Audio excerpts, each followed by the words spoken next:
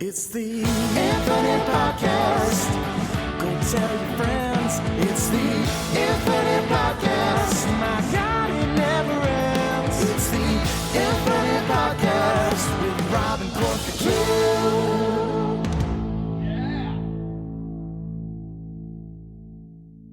Hello, everybody, and welcome to another episode of the Project Infinite Podcast, the podcast covering the infinite and ever-expanding multiverse of fandom. From movies, comics, TV shows, video games, we got you covered. I'm Rob. I'm here, as always, with Court. Court, we were supposed to talk about Venom this week, but... It was Agatha all along. Yeah, we got tricked. We got tricked into doing something else, but by tricked, I mean neither of us have seen Venom yet. So, luckily... Agatha all along was phenomenal. Yes, I was going to say that. Luckily, we had another thing to talk about this week that just wrapped up on Halloween Eve, and that was Agatha All Along. We talked a little bit about the first two episodes and kind of like what we were thinking, going into the rest of the season, and I'm happy to report that this show was absolutely fabulous. It was fun. It was dialed. Jack Schaefer is a true star. I mean... Her pen on some paper that's a potent mix. Gives me the goosebumps. Yeah. But in all seriousness, she's quite incredible. And I mean, once we talked about it, you lead the show with Catherine Hahn, and that's your first thought is like, I feel good. I got Catherine Hahn with me. I got a charismatic lead. We can operate off of this, but this show does two things very well. One's a bit spoilerly. And one is, I can say right now, it's Jack Schaefer being, as incredible of a writer as she is, but the other one is, Agatha's a villain. She's not a good person. She never was, and she never will be, and she never has been. Yeah, and obviously we're gonna dive into it, but I love, the Jack Schaefer did a lot of smart TV things with this show. One of which was she used a lot of the Marvelisms against her audience. In the sense that, like, a lot of people were probably expecting Agatha to go the Loki route by the end of the show, or, the classic kind of, like, anti-hero, villain turned anti-hero route. And she weaponized that. Yeah, she did. Against us with the writing of the show, because for every 2 to 3 moments where it seemed like, oh, Agatha might be learning something, or she might be taking a turn here, there's double that amount of moments that make you go, oh no, she actually sucks still. To like a grander scheme. I mean, she does, and I'm struggling to even explain it, because it's so well written, to the sense that, like, she's a complicated character. She is very complicated. She does do things obviously out of incredibly selfish and antagonistic reasons, but she also has this kind of perspective, and you learn that, obviously we're going to talk about the finale, which is different than pretty much every other finale Marvel's done, but I told you that she kind of adopted the Thronesism of, doing the big action-y bit in the penultimate episode, and then saving the finale for a lot of exposition and a lot of what's to come. And that's what always made the earlier, not among other reasons, but it's what's always made the earlier seasons of Game of Thrones so successful, is they use that finale as a springboard into the future. And that's what the finale of Agatha did. So yeah, I mean, we're not going to spend too much time up top talking about it, because it's our main topic, but we do have some other news, starting with Court Cinema Corner. First and foremost, Tom Cruise is back. Fan favorite, channel favorite. The man who saved the cinema. Yeah, he did. And he is... What is he doing, Court? What is he doing? He's doing a Days of Thunder sequel.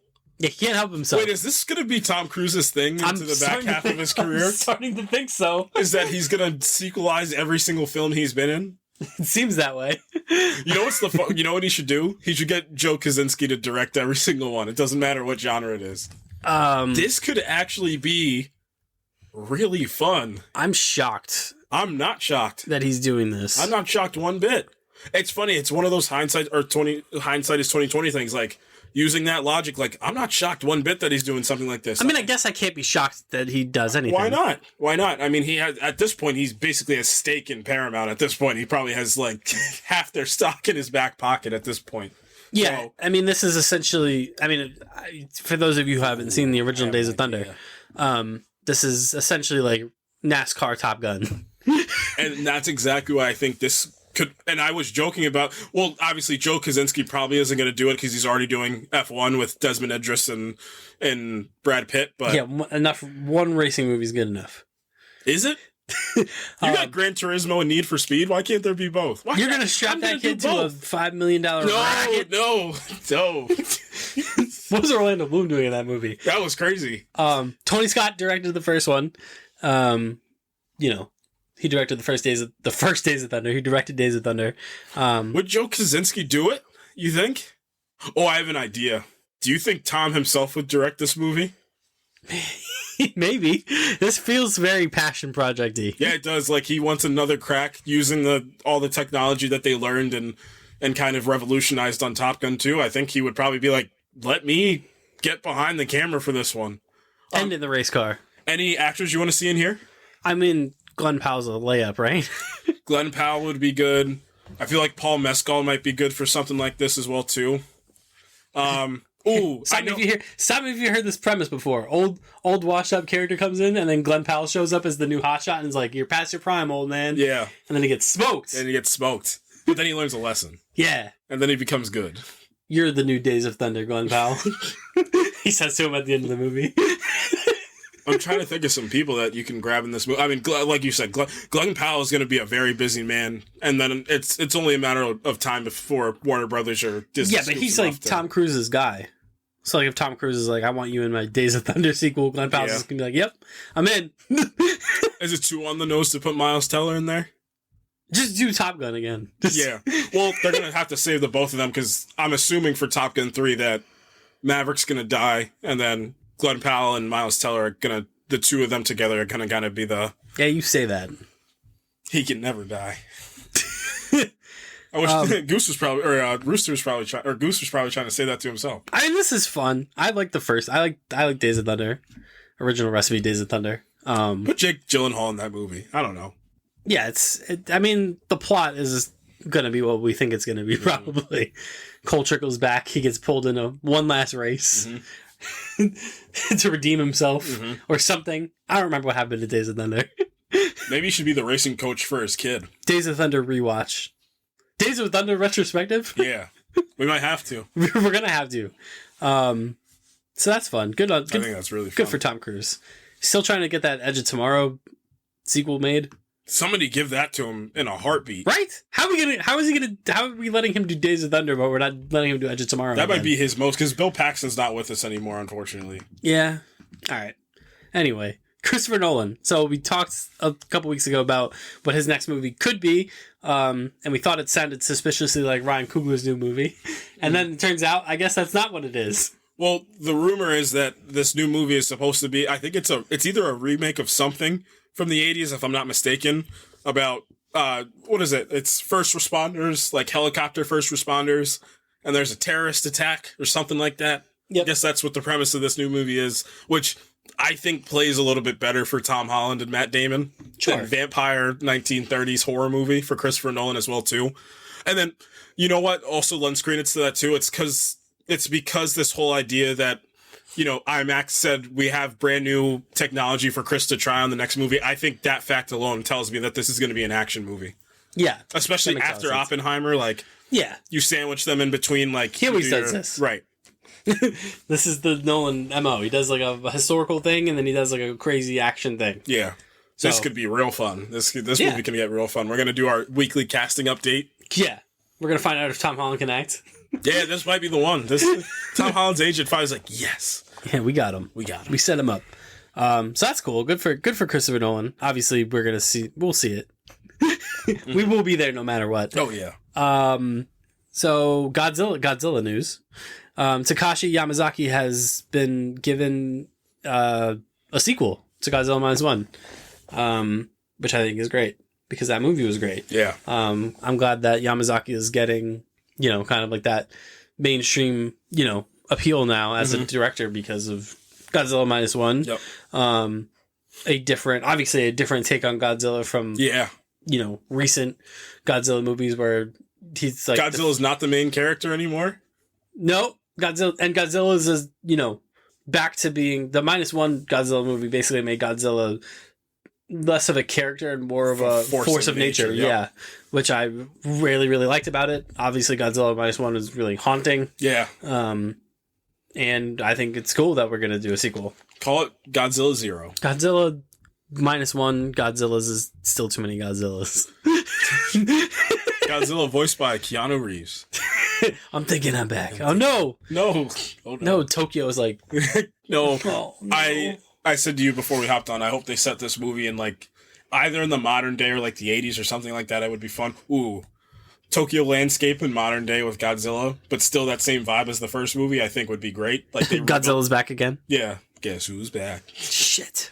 Back again. But no, I'd be curious, and I don't doubt that they could, but I would be curious if they could kind of like pull the same trick twice with this Godzilla, like make it like a different. I guess as long as the other Godzillas are around, there's always going to be room for the Godzilla -1 Godzilla, because you're always going to need like that. He's the Batman of the Godzilla universe. We're going to make our fun event movies, but then we're also going to have our noir detective Godzilla movie. Godzilla vs. Kong Godzilla versus Godzilla -1 Godzilla. Multiverse movie. I'm not going to lie, Godzilla -1 and Godzilla is a problem. Yeah, but Godzilla vs. Kong Godzilla is like super lizard. He's like God now. He got the pink power up. Yeah, he got a Super Saiyan form. He did. He's got multiple of them. Like, I don't know how you deal with that Godzilla. He's an issue. Did you have anything else for your cinema? I mean, just the Tom Holland and... Tom Holland. Lots of Tom Holland in this week. Yeah, Tom Holland's got multiple movies. I got Tom Holland news later. Oh, you do? Yeah. So Tom Holland and Austin Butler in American Speed, which is going to be fun. Two brothers that are NASCAR drivers, if I'm not mistaken. I can't remember if they're NASCAR drivers, but they're smuggling weed across the border. How dare you? In NASCARs? In NASCAR, see? Could be fun. And then Austin Butler's in that other movie that Aronofsky's doing that I'm really looking forward to, where he's playing the baseball player. I think that's going to be some fun stuff. Ooh. Matt Smith's in that movie with a big old mohawk. Yeah, that movie, I couldn't figure out, just based on the Matt Smith image, I'm like, what is this movie about? That's the most 90s baseball thing I've ever seen. This movie's about baseball? No, it's about crime. Ooh, I'm in. I'm intrigued. Yeah, so that's fun. Good on Tom Holland. He's doing things. Yeah. He's back. He took a break and now he's back. Mm-hmm. You saw Tom Holland he was doing his kind of press circuit thing. They pulled the Spider-Man stuff out of him, unfortunately, which I feel bad about. Yeah, I mean, of course. But Tom Holland, I believe he got sober, if I'm not mistaken. Yeah, he came out with a non-alcoholic beer. Yeah, yep. I thought that was quite awesome. Yeah, good for him, man. I thought that was pretty awesome. And it's cool that he did this so young too, right? Before it got he's not even 30. Yeah, before it got out of control, right? And he had self-awareness too, which is awesome. And I mean, to be fair, like he's very close to Robert Downey Jr., so I'm sure I don't want to pry into their personal lives, right? But I'm sure there was communication there because of obviously Downey's struggle with substance abuse and stuff like that, and so good on Tom Holland. Yeah. I got some Tom Holland stuff coming up in a little bit, but first, Hollywood Reporter came with this nuclear missile that a Game of Thrones film is in early development at Warner Brothers. No writer, no director, no nothing. It's greenlit. Let George R.R. Martin do the whole thing. This has been a thing for a long time of people being like, do this as a movie, and I'm like, that's never gonna happen. Like, that's ridiculous. Like, it got 9 seasons of TV or 8 seasons of TV and now several spin-offs. So I don't this is the show, right? This is the follow-up show that was promised. I don't know. This was the Prince that was promised. I don't know what this could be. I don't know if this could be a sequel movie set in the Thrones universe. I don't know if this is going to be like a one-off. Like, oh, you know what they should do? Do it like Bright and set it in the modern day. Fairies Lives Matter. No. Yeah, I mean, my head has been spinning ever since this announcement of what the story could be. I think a sequel movie to the show is a definite possibility. I mean, it all depends on, honestly, it depends on George R.R. Martin. It depends what his level of involvement is going to be. Mm-hmm. And I don't think he would come on board for a sequel film to the series. Yeah. So that makes me think my prevailing theory right now is either something surrounding the Doom of Valeria, because that could definitely carry a major motion picture. The what? The Doom. My house survived the doom. Because you get the volcanoes, the dragons, the big event. Corlys Velaryon. Of wiping out... Let him narrate that movie. Wiping out the dragons and setting the Targaryens up for future conquest. I think Robert's rebellion is a possibility because that's something that fans have been clamoring for. When he was cool and hip? Yeah, when Robert Baratheon was cool. I think that makes a lot of sense as a movie just because you don't have to tell a hell of a lot of a story because people are already familiar with it. Mm-hmm. So you kind of already set the stage of, you would probably open the movie with the abduction of Lyanna Stark and kick off the rebellion. And the whole movie is about Robert Baratheon and Ned Stark fighting the rebellion against the Mad King. And I think that makes a lot of sense. And then it just bleeds right into Game of Thrones and then you're on your way. Any actor that should play him? Young Robert Baratheon? Mm-hmm. Didn't we look this up one day? You need someone kind of burly. Mm-hmm. It's weird. It sucks that Jason Momoa was already cast in Game of Thrones because I feel like he would have been a good. No, that's using the Fall Guy logic to cast Jason Momoa to save your movie.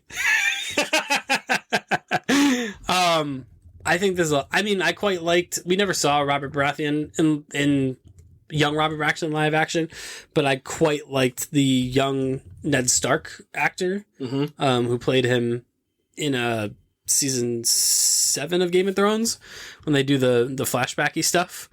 I think the guy from I forget who the guy's name is from Vikings.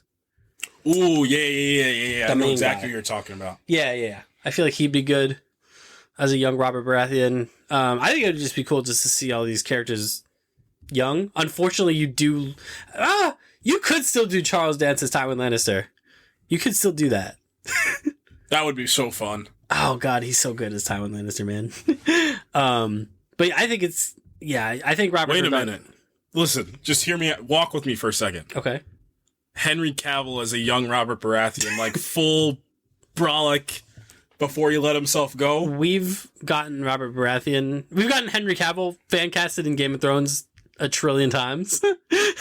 I could see that though. A lot of people really want him to be Aegon the Conqueror. Mm-hmm. But I think people are just Witcher pilled because of that. Because he has a white wig in that. People are like, he should be a Targaryen. Like, hold on. Yeah, relax. Yeah, think about it. Like you've seen full bearded Henry Cavill. Like, imagine him as a young Robert Baratheon before he let himself go. Just like a madman. Swinging a big warhammer. That'd be cool. Swinging a what? A warhammer. I see what you did there. That's true. Tom Hardy? Tom Hardy's too old. He'd be doing a voice. Yeah. Doing a voice. And then my other insane theory for what this movie could be is George R. R. Martin doing his version of the finale of Game of Thrones. Just so he can get out of writing the book. Yeah, they would never do that. That's my way out there theory. But I mean, whatever, man. I'm in. I'll see Game of Thrones on the big screen. Why not? Yeah. I think that's super fun and interesting, and I was just surprised by it. Speaking of TV shows getting greenlit into movies, Jack Ryan is back. Yeah.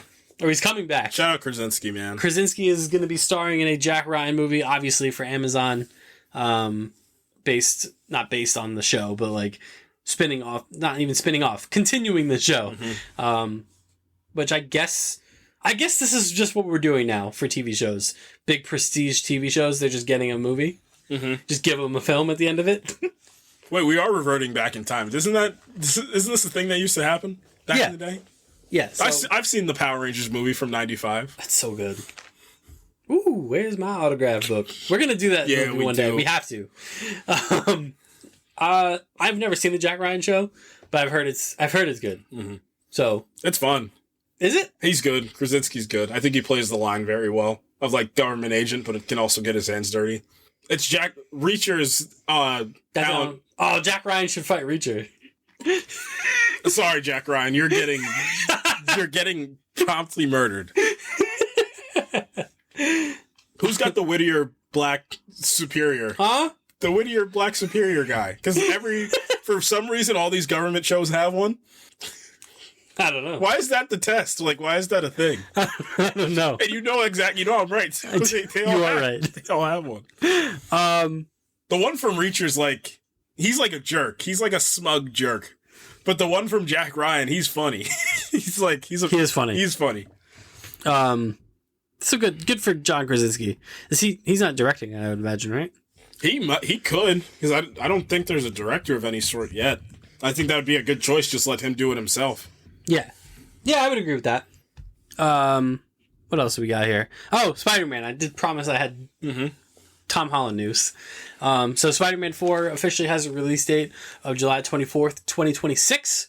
So that is a year and a half from now. That's gonna approach really fast. It's gonna get here real fast. Yeah. It will be set between Avengers Doomsday and Secret Wars, which loosely confirms that Spider-Man will probably be the main kind of character of these Avengers movies. Yeah, one of the main characters. Yeah, which I think makes a lot of sense.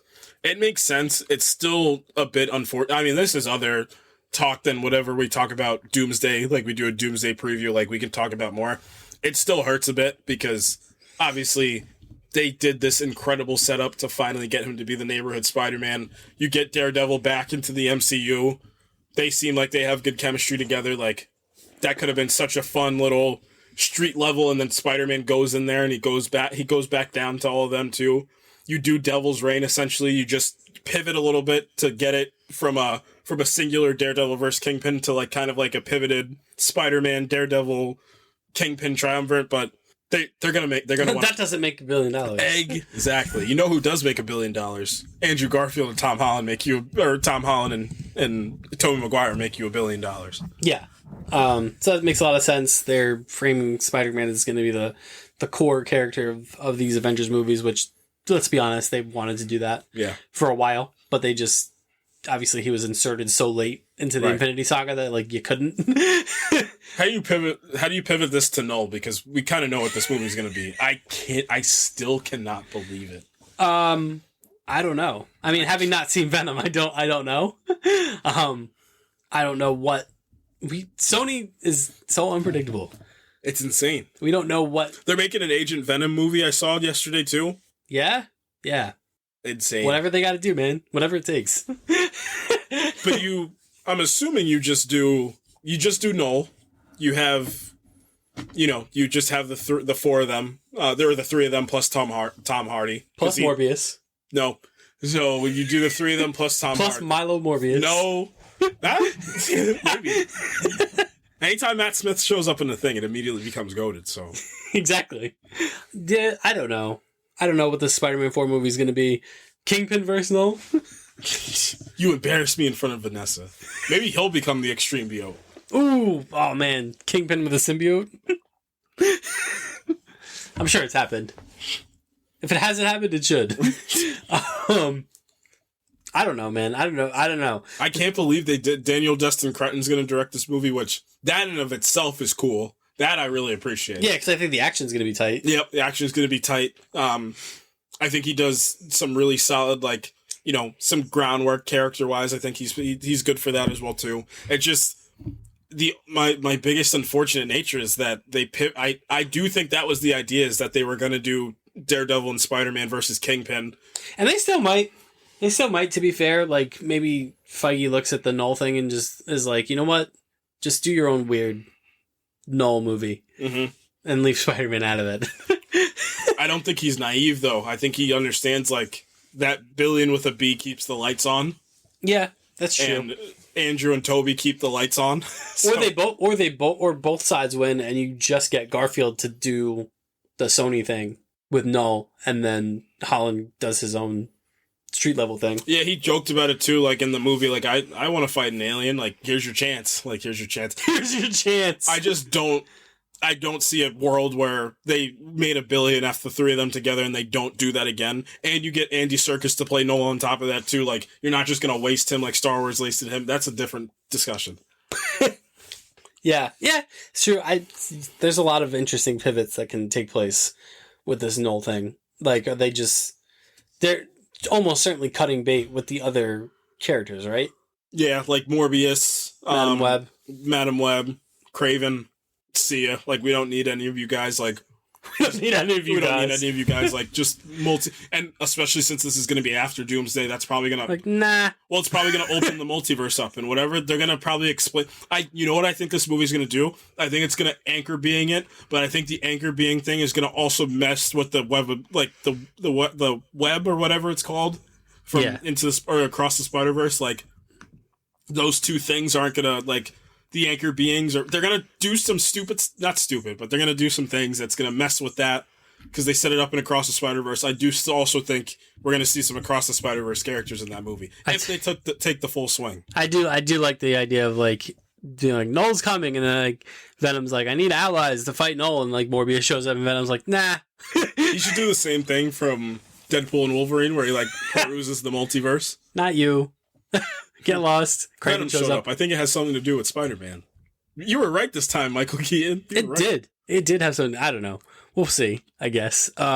Which pivots nicely into the Marvel Sizzle reel that we got, which I didn't know that they did until I watched the last episode of Agatha. Yep. And they showed it, and I was like, ooh. I said, what's this? I was like, wait. I thought it was a Deadpool and Wolverine thing. And then it was just like, here's everything. And I'm like, whoa. So what did we get in the Sizzle reel? We'll save Daredevil for last, because I know that's what you want to talk about the most. Come on, man. Spider-Man, animated Spider-Man. It looks fun.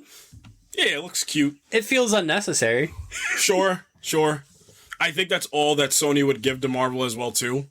Young Spider-Man. Yeah, I mean, it looks fine. I think it's really cool. I like the animation style. Animation's very different. Like the cel-shaded kind of comic booky. Yeah. Harry Osborn's got the waves. Yeah, yep. Coleman Domingo is playing Norman. Let him play Norman in the movies. Hear me out. I'm hearing you. I'm listening to you. Imagine that. That'd be great. He would cook. Oh my god, that would be incredible. Cook. But yeah, it looks fun. I don't know if I'm necessarily dying to see it, but I think it looks fun. Marvel Zombies. Good stuff. Could be properly scary, spooky. It's R-rated, and that's TVMA rated, which was my biggest like the first F-bomb that goes off in that show. I'm gonna be like, what the. We got to look at a couple of different things. We got Moon Knight, Blade. Yeah, yep. Moon Knight and Blade. That's cool. Who's playing Blade? It'd be kind of hilarious if it's Mahershala Ali. Yeah, the comedy would be off the charts if it was. That'd be insane. What If Season 3? Yep. The last season. The final season of What If. We don't know really much about it as far as like episodes and stuff. Obviously, this is an episode with the Red Guardian is in one. I'm assuming Captain Carter is going to come back, much to my dismay. I'm just not a fan of that character anymore. Yeah. First season, I was all on board. Second season, I'm like, all right, I'm kind of over this. Mm-hmm. She's not interesting right now. Mm-hmm. They just made her Captain America, but they did Haley Atwell. Right. And I'm just like, that's not what that. And a little tougher. That's not what that made that character fun in the first season. The first season, she was fun because she was like really brash and like, look at me, look how cool I am, my super soldier powers. Like, that's what I wanted. And then they were just like, nah, she's just Captain America. And I'm like, ugh. Boring. Yeah, it's boring. Eyes of Wakanda? Animation that looks good. Awesome. That animation looks so cool. And I mean, this is a cooler driven project. Mm-hmm. Like, he's involved in the creation of it. So, like, I'm sure it's going to be good. Right. Like, I'm sure, like, the lore is going to be there. The story is going to be really good. Switching to live action. Ironheart. What's your line? This show could be okay.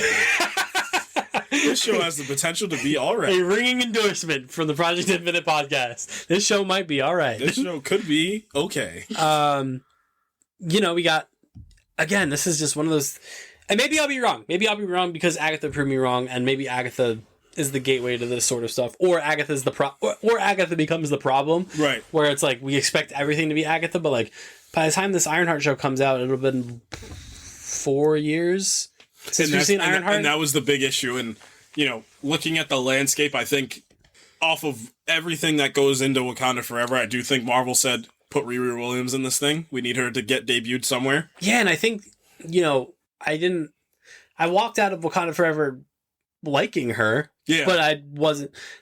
Ironheart was not my prevailing thought walking out of that movie. Exactly. And imagine if you remove her from that movie as well, too. Nothing changes. You just figure out how to who made the whatever it is. You can tease it and be like, this girl from Chicago made this thing, and then us nerds would be like, I know that ain't who I think you're talking about over there. Yeah, so honestly, I'm already thinking that the first episode of Ironheart is going to be like reintroducing her to us. Because it's been so long. And I'm just like, you're kind of wasting your first episode. Like, Agatha didn't do that. We'll talk about it. I mean, we did talk about the first episode, but Agatha was like, you remember this? You remember? They didn't even do that. They just dropped her into the weird... You're like, oh, it's weird, like WandaVision again. Which I like that so much, but we'll talk about that in a second. Yeah. What a great homage. Anthony Ramos. As the Hood? Yep. Not my Hood. He's not my Hood. Not my Hood. Oliver Queen's my Hood. I'm sure he'll be fine. Remember when Lance tried to arrest Oliver? That was crazy. Are you the man in this picture? No. Kind of want to take the lie detector test. I love Arrow. What a show. Speaking of Arrow, we can't do that yet. Yeah. We're talking about Daredevil last. Yeah. Wonder Man? Dude, look, is Yahya Abdul-Mateen one of the coolest guys on the planet? That guy is so that was my takeaway. Cool. That was my takeaway from that. So cool. I went, wait, did he just carry the Sizzle reel based on aura? No powers, no Marvelisms of anything. All he did was walk to he said, I'm Simon Williams auditioning for Wonder Man. I said, whoa. His aura is blinding. I need some sunglasses. I can't see. And then he had that one shot of him where he had sunglasses on. Yeah, he had like the tried and true 80s Wonder Man suit on. I said, wait a second. Like, wait a minute, whoa. So I don't know. I like the vibes. What is this show gonna be? It's a comedy, right? I think they should lean into this being like a comedy, like a tried and true, like Abbott Elementary, like, you know, your ABCs, your NBC, like... That's what I think it is. I think that's such a better sell as well, too, to, like, as She-Hulk was, like, this self-aware, breaking the fourth wall comedy, I would like this as a tried and true, like, comedy with a little bit of drama elements sprinkled in here, too. Yeah, I mean, Ben Kingsley's going to be in it. Evan Peters is going to be in this. We'll talk about Evan Peters. Grim Reaper is going to be in this movie, as his brother / the villain of the show. Not my favorite character, Grim Reaper. Daniel Destin Cretton is also, and he had like not only did he like direct this, like he was like, I think he was like one of the producers. Yeah, he was like adamant about this, and like obviously, my man from Snake Eyes that played Snake Eyes was supposed to be Wonder Man. I forget his name. John Snake Eyes. Nope, that's not it. Dude, what a pivot to get. It's one of those things where like. It's the Steven Yeun conversation of him not playing. Obviously, we were excited that he got originally cast as Bob, as Robert Reynolds. But then you get Lewis Pullman, and you're like, wait a minute, I see it. I still see it. Like, this is still a win-win on both fronts. Like, this one feels like that same thing. And like I said, I'm Simon Williams auditioning for Wonder Man. I said, wait a minute. Wait a second. Yeah, I was just caught off guard by the charisma. I was like, wait a second. And that's and Agatha's a perfect example of that. Like, that can, if your writing's tight, your charisma can take that over the edge and like really get innovative with that too. Yeah. Daredevil. we got some writers, show writers, episode writers. A lot of Arrow, a lot of the Flash, and a lot of the Punisher I noticed. Mm-hmm. And I'm like, my people. These are my people. Those are your people. They actually called you and they said, is this good? And you said, yeah. So it looks good to me, boss. I mean... what can we say? The show looks amazing. Yeah, it looks dangerously good. Like the action looks incredible. I mean, what are you gonna do, right? All your favorites are back. John Punisher's back. John the Punisher. John the Punisher. Yeah, Bernthal looks great. Yeah, Vincent D'Onofrio looks great. This is gearing up to be pretty special, I think. Like a show they can really go to the well on as well too. Of like, no, we're gonna run this show for like as many seasons as we can get out of Charlie Cox. I'm it's just one of those things where like I look at the people involved and the cast, and I'm just like, everyone's gonna and it's like one of those things like we talked about the show, like its production woes of like it feels like everyone that they eventually got back is gonna come into this like just give it 200%. Yeah, because they probably walked into the room and they were like, "Hey, remember when we decided to murder you guys in the first episode? Not anymore. You get to be in the show." And they were like, "Well, thank you." Like I'm sure Deborah Ann Wall's going to be great. Eldon Campbell's going to be great. Yep. Bernthal is probably going to be really great. Oh my gosh, he looks so good in this. And then I mean Cox and D'Onofrio are going to just bring it over the top. And we're going to go, yep. They have one of the most special relationships in this universe. Like, this is truthfully, like, it looks like they're going to work together, or he might represent him, which would be all sorts of crazy. Yeah, I can't say enough. Ever since... Remember when they gave him 2 suits in the show, and then this show they said 2 suits? Give him every suit that he's ever had. 18 episodes though? It's not 18 episodes. This season, because this is gonna pull. I think this is gonna be a combination of. It's got a little bit of Mark Waid sprinkled in there, but this really does feel like Frank Miller mixed with Chip Zdarsky's run. So I hope for season 2. I hope the Elektra actress comes back. I hope she gets to play Elektra again. Who says she can't die twice? So. I hope she comes back. I hope they do tried and true Devil's Reign, and I hope they do the whole Zdarsky run in season 2. Like, get him in the prison. Like, get him to be a prisoner and him just going insane in there. Yeah. Yeah, I'm on board. I mean, when that show comes out in March... Yeah. That's four short months away. Yeah, I might have to request off for that. I can't be bothered when the show comes out. For every week. Every week. Don't talk to me. My king is back. Don't talk to him for... Was it 8 episodes? 10 episodes? 13, I thought, right? I thought they were going... I don't know. Hang on. It's either 9 or 13, I think they're going. It was 18. 18 episodes? 18 episodes, though? That's a lot of episodes. They're like, wait, it's too many episodes, is what they said. Premise... Episodes. It just says 1. He only needs 1 episode to be goated. There's only 1 on here. Maybe they should end this Daredevil. 9 episodes. 9 episodes. Maybe they should end this. They cut it in half, jerks. Maybe they should turn this Daredevil show into, and they should end it with a movie. That should be the vibes going forward. Man. All right, time to talk about Agatha all along. What a show! Holy moly, man! Just, I mean, we kind of talked about it when we talked about episode 1 and 2, but like, just, I've never like. Not been a part of a show. I wasn't on it, but like witnessed like this just collective apprehension to like a show and being like, do we really need this? And then you watch the first couple and you're like, okay. And then it just kept getting better and better and better. And you're like, wait, by the time it was done, I was like, was that the best one? Like, what? Like, was that the best, like one of the best, if not the best one that they've ever done? And I think it's just a testament to Jack Schaefer, obviously the creative mind behind this. And then just this incredible cast that they put together. And just, I hope, my hope is that coming out of this is Marvel learns from this show. Yep. In the sense, and it's a lesson you probably would have expected to learn from Loki, and it's that when you don't have to like include all the bells and whistles, like we don't need this like over the top. Yeah, notoriously the smallest budget that they've had on any of these shows. A lot of practical stuff on this show when it came to set design, when it came to costuming, even some stuff that I didn't think was practical ended up being practical. And just, I hope they learn you don't need a giant budget to make this happen.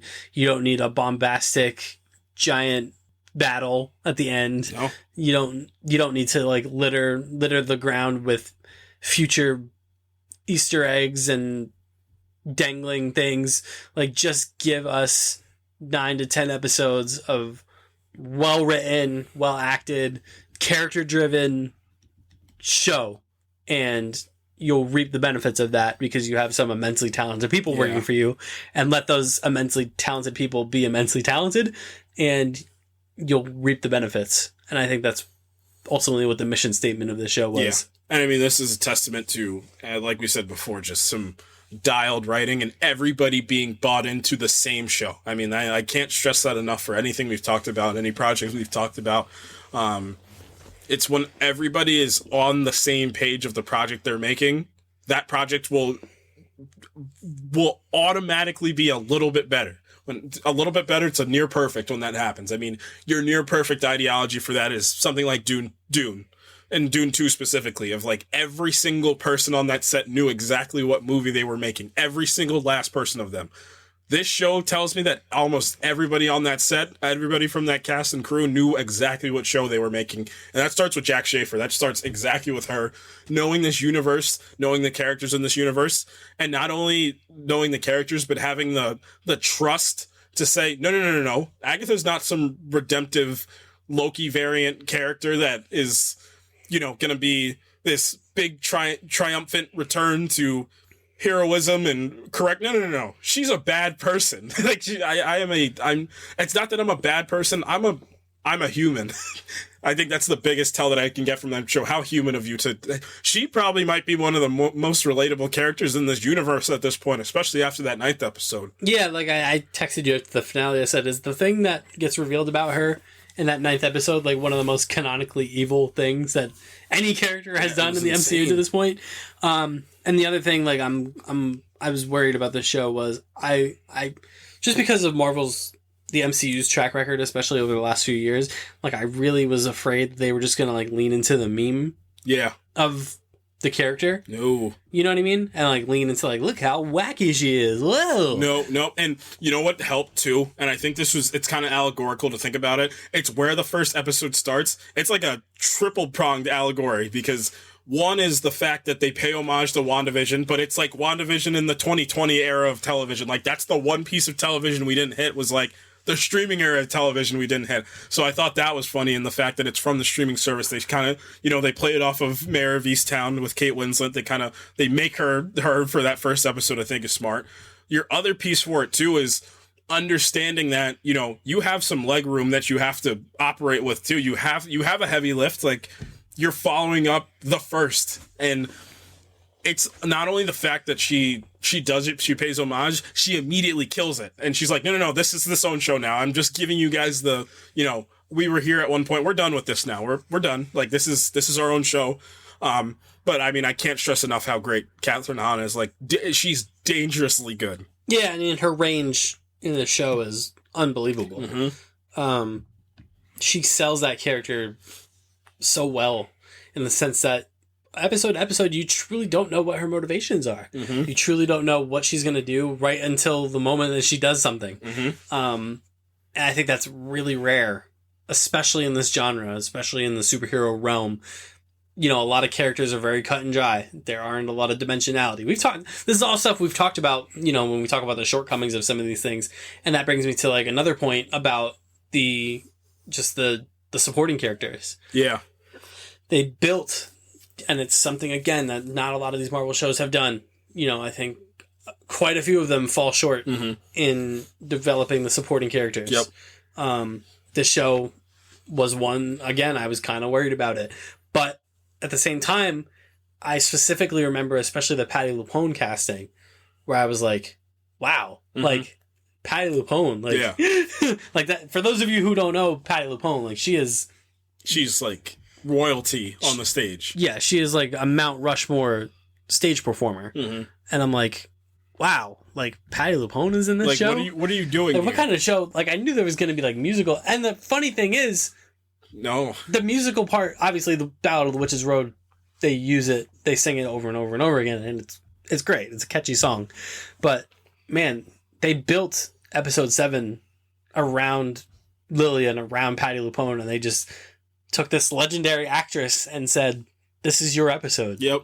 And it paid incredible dividends because of what they did with that character the previous 6 episodes. Mm-hmm. They built that layer of like, what is going on with her? Like, what is her deal?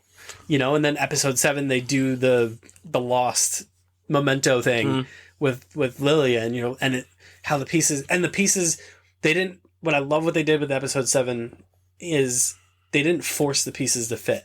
They just revealed to us slowly how the pieces fit together, and it makes for like one of the most satisfying conclusions I've ever seen. It's hinging on borderline like prestige television levels of writing, especially, and then I mean, sometimes when the showrunner / director or showrunner / writers come in to direct an episode, like obviously Druckmann did the first episode. Which episodes of? I think he did the first and the 8th episode. Yeah, he did the first episode and because Craig Mazin did the first episode. I don't remember. I think he did the third. No, he didn't do the 3rd episode. I can't remember which early season episode he did, but he did do the Left Behind episode. I do know that. Right. So this episode, like, I know Jack probably pulled out all the stops. I know a lot of the budget went to that episode. You can definitely tell, but this is one of the best things tonally about this show is it knows when to push and pull. Like, this show has to kind of go on the wavelength of tone, like, and that's a difficult thing when your show has to kind of, your show or your project has to, fluctuate a little bit in tone. Like, in my opinion, that's not too much of an issue as long as that tone is where it's needed at that point in the story. Like, you're playing with fire when you do something like that. Like, but like Gone Right, you get episode 7, which is one of the better episodes of television I've ever seen. Like, that episode is fun. That is some phenomenal work. It's haunted. It's so hard to pull off. Yep.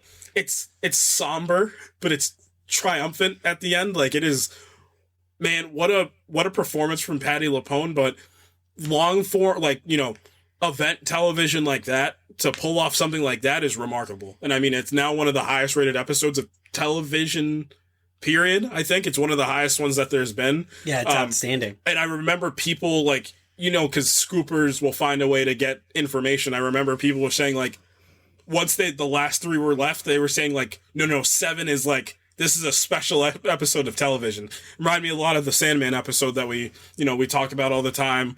Obviously, you get into, like, Loki season 1, episode 6, like, you're sitting there and you're like, I can't believe I'm watching what I'm watching right now. Like, this is truthfully incredible. Like, everybody's so locked in, they're dialed in, but there's so much trust also you can feel. There's a lot of trust that comes, like, and like you said, from somebody like Patti LuPone to go in somewhere like that and, like, I don't need this, essentially. Like, I'm one of the most famous people to ever step foot on a stage. Like, I don't truthfully need this. Like, that sell to her to do that is probably what got her there. Yeah, I mean, and then in episode 7, when the pieces fall into place and she launches into that monologue, you're just locked in. Mm-hmm. Like, it's one of those, it's like that. We talked about the Top Gun Maverick, like the roller coaster, like the seatbelt, and you're in your seat. When she gets rolling, I forget what the exact line is, when she says, I know what I did wrong, you're locked in, bro. You're locked in, brother. And you want her to win so bad and it's that little piece of it, it gets that, like, almost like that movie-esque, like, aspect ratio when it flashes back to the past for her, and, like, I forget what they call it, the woman that, I don't know if that's her actual mother, but she says, like, what does she say to her? She's like, why are you here? Or, like, she's kind of basically say, like, it's not time yet, but you'll get there. You're here, but not yet. Yeah. Or you already have been here. Yeah, so, I mean, just Patti LuPone, man, she's the queen. You know what this show does that, like, something like Boba Fett didn't do? It backburners Agatha, but still leaves her as, I know this is the main character of this show, but you don't need to be right this second. Well, you know why that's so good? It's because of how good Catherine Hahn is, that she makes the most. She's in WandaVision. She makes the most of the time that she's given and the lines that she's given. Everything that she delivers is very snappy, delivered very deliberately.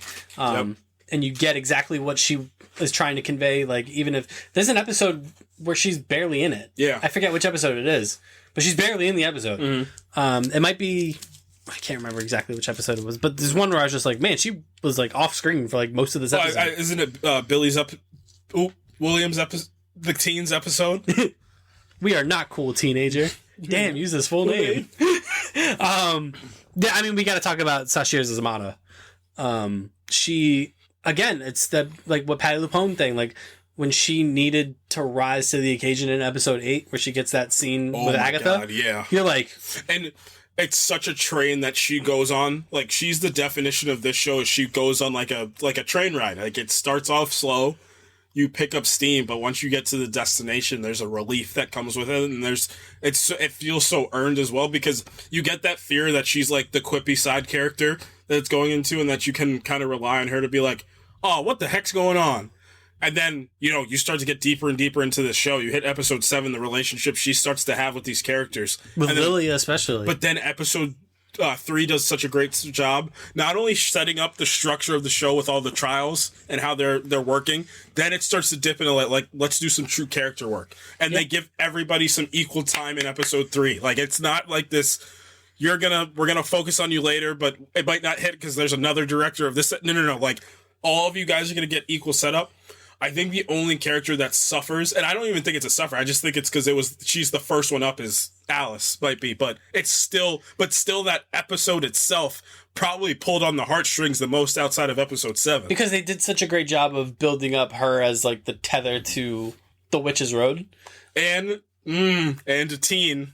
that she was the one that was tethered so much to the Witch's Road. Yeah. Yeah. And I think that's a great point about, and Allian is great as Alice Gulliver because it builds to that moment so naturally when, that's what again, to your point about building each episode kind of like around the trial is like each character kind of gets a little bit of shine. And that's why it's cool that they got Jen's trial out of the way so early so that it comes all the way back around to episode 8 where, again, it brings it back to the Agatha point. Like, you think it's one thing about Jen, like why she doesn't have her powers, and then it's revealed that it was Agatha that took her powers from her. And you're like... And she didn't even care. Like, she's like, oh, I just took a job. Yeah. I didn't know if it was you. Like, who cares? Right. And that's how you're like, Jesus Christ. Like, and then you think it can't get any worse. And then it gets worse. And again, I can't say enough good things about the cast. Which brings me to Joe Locke. What a y'all must have forgot, like, welcome to my moment performance. Yeah.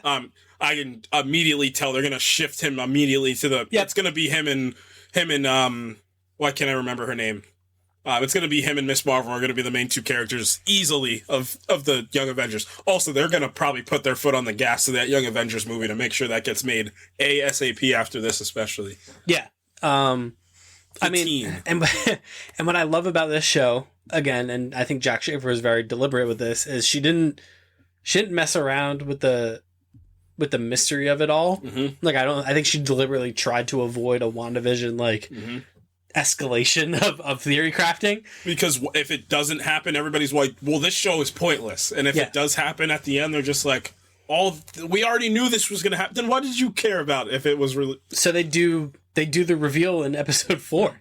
Yep. They're just like, here he is. He's spoiler alert, he's Wiccan. He's Billy Maximoff. Yeah, pulled it straight from the comic. Somebody made a great point. Simplified the heck out of what the comics tried to do with that character. It's so much simpler, so much easier to follow for like a casual viewer. Essentially, when the Hex was being made, or the Hex was being, disbanded, and Wanda used the last bit of her power to kind of put Billy and Tommy's consciousness out into the world for two dying souls to get. So Billy gets into one, and obviously Billy being the son of the Scarlet Witch, he gets a little bit of the better power set. He gets to do a lot more. He gets telepathic powers, yeah. Right. And it's a great reveal. I think it's a satisfying reveal. And this is, going back to like Game of Thrones, like that's where Game of Thrones kind of flopped at the end, is they did too much trying to subvert expectations when they're like, no, we didn't want Jon Snow to be the one to kill the Night King because that would have been too obvious. Yeah, but you built 7 seasons worth of television making the Night King Jon Snow's antithesis. Right. Like, sometimes you just got to give the people what they want. Right. Like, just give them what you've been feeding us. Don't just be like, haha, tricked you. You know what I mean? Like, that's where a lot of shows I feel like screw up, is they're like, we tricked you. Like, I don't want to be tricked. Like, you laid the groundwork for him to be Wiccan. I'm glad that he's Wiccan. I'm glad that he's not like an agent of Mephisto, or he's not like, Ralph Boner again. Like, like, I'm glad that you just made him Wiccan. And going to Jack Schaefer's point about, and your point about Jack Schaefer, I should say, is the understanding of, hey, like, no, this is a tried and true television show. Like, my fear is that this was going to turn into a straight up comedy. Like, just tried and true. Like, this is no, it wasn't. This show gets sad. This show gets sad and somber. Especially the last 3 episodes. Oh, Lord, rough. Yeah, it does. So he's great. And he's great. He's great as teen. He plays the naive, I don't know what's going on. I don't understand. And Agatha calls him out on it. Yeah. Agatha calls him out on it after the reveal when she's like, "You're just like your mother." She's like, "What's this? What's that?" She doesn't like her like Catherine Hotline sing-songy voice. "What's a sigil?" Like, I don't know what that is. Like, she calls him. I love that it's directly confronted. Like, no, you actually like you were playing a naive kid, and then once that switch flips and he becomes Wiccan and he becomes Billy Kaplan, he's like. The switch flips. I also love what they did with his motivation, because it does 2 things. A, it separates himself from Wanda. B, it makes him his own separate entity of a character that can lead right into the Young Avengers himself and be one of the main characters of Vision Quest / Young Avengers. Like, oh, you're looking for Toby. Tommy. That's what I said. It's so simple, but it's so good. Like, I just want my brother. That's it. I don't know if, and again, I'm still William Kaplan. Like, that William Kaplan still lives inside of me. I love that he took the adopted son approach of, like, I don't really care about Wanda. Yeah, she's not here. I don't see her. She wasn't really my mom. Right. Like, Tommy's my brother, though, and he's out there somewhere. Like, he's out there, so I can feel his soul out there somewhere. And, like, I need to get him. And she kind of tells him, I know how you can get him. Like, you're not going to like the way that you do. But again, like, this show operates with such these complexities for the characters, too. And her just being, like, you know, she's constantly, after the reveal, she's constantly reinforcing him, don't be afraid of who you are. Mm-hmm. And, you, again, because you don't know her, you're like, is she doing this to make him, morph him into some sort of thing for her own gains? Or is she genuinely trying to help him? The answer is yes to both. Yes. The answer is yes to both. The answer is yes to both. 100%. That's exactly right. It's exactly right. Because she can't help herself. Mm-hmm. She can't help herself but to find the self-satisfaction and self-preservation in any given situation she's in. Doesn't matter who it is, how it's done. I mean, Sharon dies, and she's just like, well, Mrs. Hart, that's not Mrs. Hart. That's Sharon Davis. She's like, nobody cares. She was tremendous, by the way. Oh, yeah. Deborah Jo Rupp. I wish she was in this show for longer. She Me was so too. good. But she was just great as, like, and again, it comes all back around to the big reveal. Like, you understand why Agatha was so flippant about this entire thing. Yep. Because, spoiler alert, it was indeed Agatha all along. Yeah, it was. The Witch's Road is a con. Yep. It's not real until somebody made it real. Which is another incredible reveal. It's a double stacked reveal. It's a double stacked reveal. A Dave's double. A Dave's double of the reveals. Yeah, I thought that was brilliant. I thought the reveal that Billy creating the road was going to be the reveal. Mm-hmm. And then they spend episode 9 telling you, no, she's a horrible person. Mm-hmm. Even though that she felt she had proper motivation mm-hmm. for doing what she did. Right. But she wasn't killing witches over centuries because of her dead son. And you think that's what this whole show is leading to, that these witches did something to her, or her coven did? No. She just loves power. And dragged her son into it. And she dragged her son into this whole charade that she was putting up.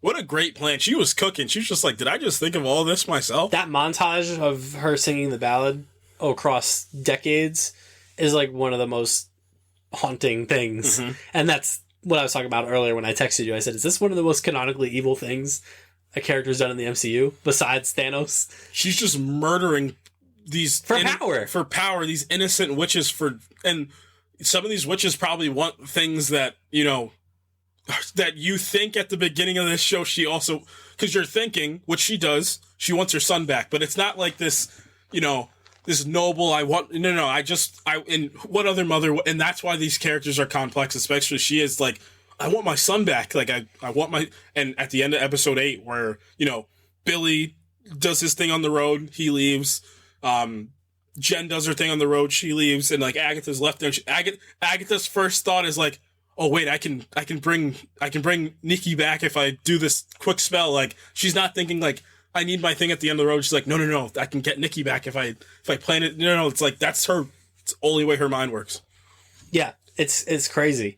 And it just, again, it brings you back to like the Wiccan thing of like, and I love how they made it so like back in WandaVision, like they always kind of had a connection, mm-hmm. him and her, when he's in the house after she's babysitting them, mm-hmm. and she's like, oh, how do you like the house or whatever? And he's like, it's quiet. He's like, you're quiet, Agnes, because he can't get in her mind. Mm-hmm. And then episode 8 comes and he finally does. He finally gets in her mind at the moment that he needed to the most, when mm-hmm. he's like, can you like once in your life like help someone else, right. please? And then she does, but she does it as see, again, this is the brilliant part about this character. Like, she does do it sort of for him, but she also does it as an FU to our final cast member that we have to talk about, which is Aubrey Plaza as Rio Vidal. Yeah. The I would say the casting that got the most like, ooh, you gotta be somebody.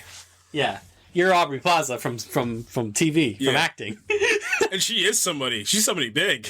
Yeah. Not massive. Like this is like a. But again, it's one of those things where like people were like, it could be this, and then Jack Schaefer was like, it is this. It is this. Like here, like we're not gonna dance around it too much.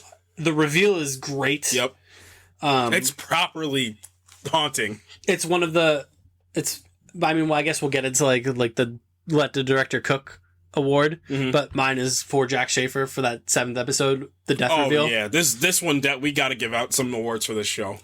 The death reveal is brilliant, and this is one of those things where it's a directing choice and it's a writing choice that amplifies the moment, because so easily you could any lesser writer or any lesser show would have had Lilia just flat out say Rio is death, and it would have been neat. But for that moment to be her flipping all the tarots over, and then it flashes back, and you hear Aubrey off screen, in the end, all roads lead to me. And you're like, oh boy. And then she goes, Rio is cut to the card flipping. And then it's a great score, by the way. That boom, boom, boom. And you're like, and practical costume for Aubrey in her death form with the half skull face and it's a great reveal. It's a great reveal. It's a properly scary character. I love Aubrey Plaza as this character too, because she's so mundane. Aubrey Plaza is. I think that's why it works so well, because she's properly like always tonally almost the same. Like she doesn't have like peaks or valleys when she's talking. Except when she's not. Unless when she's provoked to. And I think it plays because I think the big reveal that comes from episode 9, which is I love the structure, how they flip it. That's what I told you about. The biggest thing that this show does is 8 and 9. It takes that whole thing from WandaVision where everybody's like, I remember everybody loved episode 8. We're finally learning all the answers. In episode 9, oh no, you did a punchy finale. Yeah, it's a superhero thing. Of course they did a punchy finale. So Jack Schaefer's like, okay, you guys got mad last time. We're literally swapping episode 8 and 9. And we're doing... Again, she directly confronts it. When you have that shot of the citizens of Westview being like, is it happening again? Yep. Like, that's a direct... It's a funny bit. Like, it's a funny moment, but it's also a direct confrontation of WandaVision. Right. Being like, oh, we're doing this again. Like, a big dark circle swirling and two witches fighting each other. Like, we're doing this again. And then it becomes more than that. Right. And that's what I love about it. Yeah, because Wanda dies. I meant to say Agatha. I had Wanda on the brain. Yeah. Agatha dies. Agatha is killed. Well, she takes Death's power, and they put that gun right in episode 2, if I'm not mistaken. Like, or episode 1. Like, oh no, it was 2. Yeah. Hey, you can do it to me. Go ahead. But you know you're gonna die from this, right? And she's like, yeah. It is a literal kiss of death, which poetry. It's like poetry. They rhyme. And it's a literal kiss of death that kills Agatha. And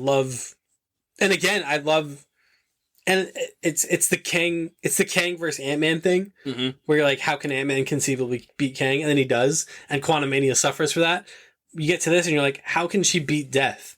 And you can't.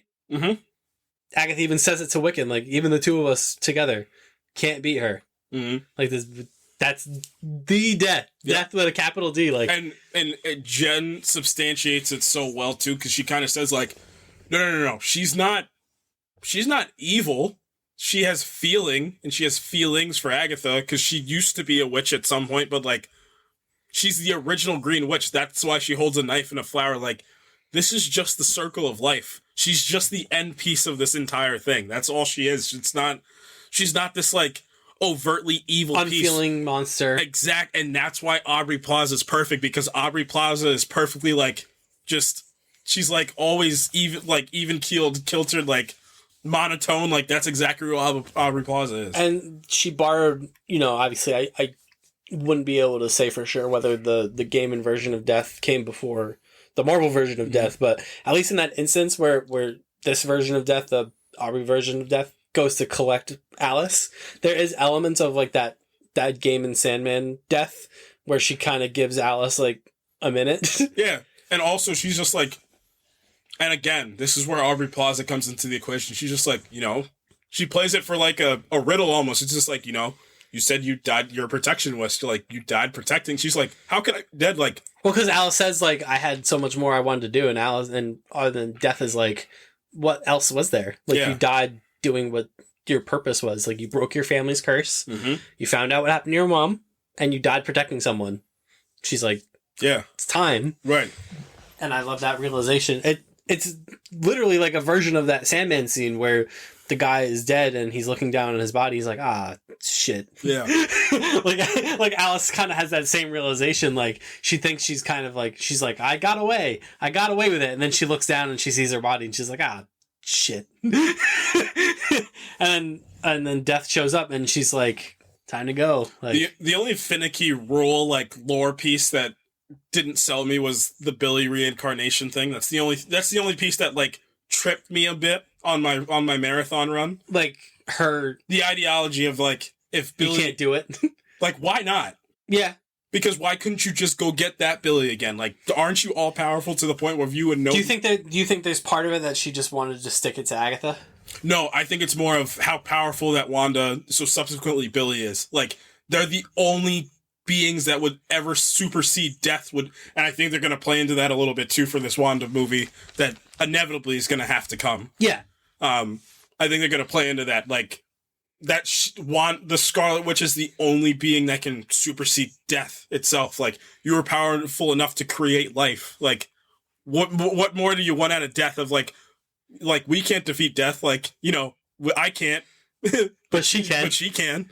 Like, yeah, that's the only thing that makes sense to me of why she can't, because Billy will just keep, like, his consciousness will just keep jumping from body to body. Well, doesn't she say that? Someone says as much. That you're just gonna come back again. Like, and well, that's where my confusion is like, well, why can't she just keep waiting? Like, it's not like she has a time limit. She's death. Yeah, maybe. I mean, maybe like the line that lost me is like, because Agatha's like, you'll lose him. Why? Like, just go get him again. Well, I guess it's a sense. I guess it's because death. That's her whole thing. Is like she can't take him. Like she can't take anyone. Like she can't kill anybody. Like that's maybe because it's reincarnation, baby. Like that's why she needed Agatha to like. That's why she needed Agatha specifically to kill him, to suck him dry, take his powers, and then kill him, so that he's just mortal. Basically, at that point, like she takes all his powers and he dies. There's no way for him to reincarnate because the juice is gone. So then death can just collect him. I love the little bit in episode 8 where she cuts the rope open and just walks through like this paper. Yeah, she cuts through the set because it's fake. Yeah, she cuts through the set. There's so much there with the death stuff that is just like, again, it's a reveal that's very satisfying. Mm-hmm. And like the great part about the reveal was like nobody was asking like, where's Thanos? Like nobody cares, right? Except for all the people who are like, I kind of see where he's coming from. I get it. And I love that Agatha dies again, like obviously she won't admit she sacrificed herself for Billy, but there was part of it that was true, but also it was an FU to her, mm-hmm. to Rio, because the last thing that Agatha says to her is, when I die, I don't want to see your face. Mm-hmm. So how does Agatha go out? She dies and she becomes a ghost. Yep. Because Rio can't collect her. Mm-hmm. And I think that's awesome. And she's just like, I can't believe this worked. Like, and what does Agatha say in episode 4? Or yeah, what does Rio say in episode 4? I hate ghosts. Mm-hmm. Agatha became the one thing that she can't stand. Yep. And bonus, we got Ghost Agatha. Yep. I can't believe you're Ghost Agatha from Marvel Comics. I can't believe we got there. And like Catherine Hahn's probably gonna stay there, like as Ghost Agatha permanently. Yes, as just a annoyance mm-hmm. for eternity. First an annoyance to Wiccan, and then most likely an annoyance to the Scarlet Witch. Yep. They gave her the gray hair, the purple costume. I couldn't believe it. That was the biggest reveal. I was like, wait, they're actually doing Ghost Agatha. Mm-hmm. And it looked good. Yeah. I was floored. I was like, I can't believe that this stupid show just went full comics on us. I couldn't believe it. And did so in just a convincing, now I want to see... Vision Quest. Yes! What? I never thought those... And then my stupid nerd brain was like, well, James Spader's going to be in Vision Quest too. Like, I was like, wait a minute, this show could be something. So what happens now? Let's go find your brother. I'm like, I need another season now. Right. Give me the next season now. Yeah, give me the third part of this trilogy. Wait, I'm in. No, don't leave me now. Mm-hmm. Come back, Agatha. I need more of that. Like, holy crap, man. And then, the only other thing I want to touch upon is obviously that scene where she comes to take the son. Yeah, let's dive into episode 9. Because, boy.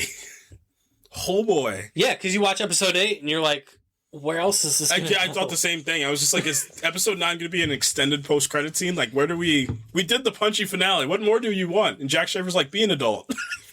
Grow up. How about a flashback? Mm-hmm. And you finally get... She inverted her own writing from WandaVision to do this. to invert episode 8 and 9. It was insane. We get the final... Buddy. The final thing. The final mystery around Agatha is her son. Mm-hmm. Dating back to WandaVision. You don't know what's up with her son. Mm-hmm. And you finally get it. And it's heartbreaking. Yep. So Agatha's son was supposed to die at childbirth, seemingly. Yep. Rio shows up. And because Rio loves Agatha... Made an exception. She's like, I'll give you a little bit of time. How much time? But when I come back, I'm coming to collect. You don't get a second chance. she did the Mandarin from Iron Man 2. Mm-hmm. You'll never see me coming. And she didn't. She was sleeping. How do you read that? That she took him while Agatha was asleep? To make it easier on both of them? I do think she loves Agatha. I truthfully think that this is the only person that Death has ever... And what a person for Death to love. Thanos somewhere? My brother's Harry Styles. What an insane pairing. I love canonically that in the MCU that Josh Brolin and Harry Styles are brothers. Yeah, it's the best thing ever. Smile, Thanos. I am smiling. I am smiling. I need Star Fox Thanos adventures. Plot twist, Thanos is the funny one. Yeah, he is the funny one. Star Fox is the weird one. Should have sold you from a box of parts. Damn. That was crazy. He said that to his own daughter. Yeah, that was nuts. That he adopted, jerk. Even Death was like, ooh. Yikes. But yeah, Rio goes away. Agatha's like, I need more time. And Rio's like, I'll give you time, but who knows when that'll be. And then the cogs start unturning. Nikki's whistling a tune, and Agatha's like, what's that tune you got there, Nick? And he's like, I don't know. I made it up. And Agatha's like, I could also make this down the windy road. So, good stuff. And then a witch shows up. Yeah, witch is like, hey, howdy. You guys need help? And she's just like, yep. What if I murdered all you guys though? Because I love power. And she was like, well, that's quite rude. That's quite rude. How wooed. How wooed. How wooed. What's Nikki and Alex up to these days from Full House? They gotta be pushing 40 by this time. Absolutely. And then we flash forward, and now Nikki is in on the con. Mm-hmm. He's like, Mom, why do we kill witches? Yeah. And I was like, what? There's no catch. Like, they just do this. She's like, I need that power. Yeah, she doesn't even give him a good reason. No, she's just like, Or what does she say? If we don't do it to them, they'll do it to us. And no, they won't. And she's just like, you gotta, this is survival of the fittest. Kill or be killed? Yeah. It's literally kill or be killed. Right. But like, no, they won't. But anyway, that's besides... Well, it's because she's gaslighting her son. But, she loves him. That's never in doubt. Mm-hmm. Like, she's a lunatic and a sociopath, but she loves her son. Right. So then they fall asleep in the woods, and then Rio shows up again, and she just, again, very gently kind of like gives him one of these. Like, But she does make sure to tell him to kiss Agatha before they go. Mm-hmm. And Agatha wakes up, and her son is gone. Rio's Aubrey Plaza / Rio / Death are like properly haunting. She just stands there, and I'm like, I get like she's chills just standing there menacingly. And I'm like, get chills. I'm like, ugh, get away. Yeah, but there's also like an elegance to her. Yeah, there's a peace that comes with it, and especially like in that form when she has like the green dress and she's like she has the torch and she just kind of like gives him like the get over here. Mm-hmm. And he goes, and then like you get why Agatha's mad, because like you didn't, but Rio treats Agatha the way that she treats anyone else. Mm-hmm. Like you don't get to choose when you say goodbye. Right. You're lucky I loved you to give you some time. Yeah, like I gave you 6 years. She probably broke like some absolute. Ooh, I wonder if they'll ever pay that off. Like that death broke some like absolute cosmic rule. Well, I think that's also partially to like going back to your point about Billy, why she's so mad. Yeah. About Billy. Right. Like reincarnation's got to be like the thing she hates them. Like, yeah, you're not allowed to come back. Like that doesn't work that way. Yeah. And like I said, what's more powerful than death and extended and prolonged life that the Scarlet Witch is able to create? And they make, and I wonder if that was intentional from Jack to make sure they say that line in I don't know if they pay it off in WandaVision or if it was Multiverse of Madness. Like, you know, she has the ability, the Scarlet Witch has the ability to, oh no, they say it in WandaVision. Agatha says it in the finale, like the Scarlet Witch capable of creating life. And like, they even say it in the 80s episode. Like, you know, you're able to like bring Sparky back, you know, you're able to raise the dead. Like, and that's Agatha's the one who goes, you can do that? You can do that? And like, she's like, ooh, you might be important to get my son back from Rio. Like, I might be the one, you might be the one that I need. Or I can just take your power from you and I don't even need you to do this. Ooh, Jack, you might be cooking on some long form stuff there.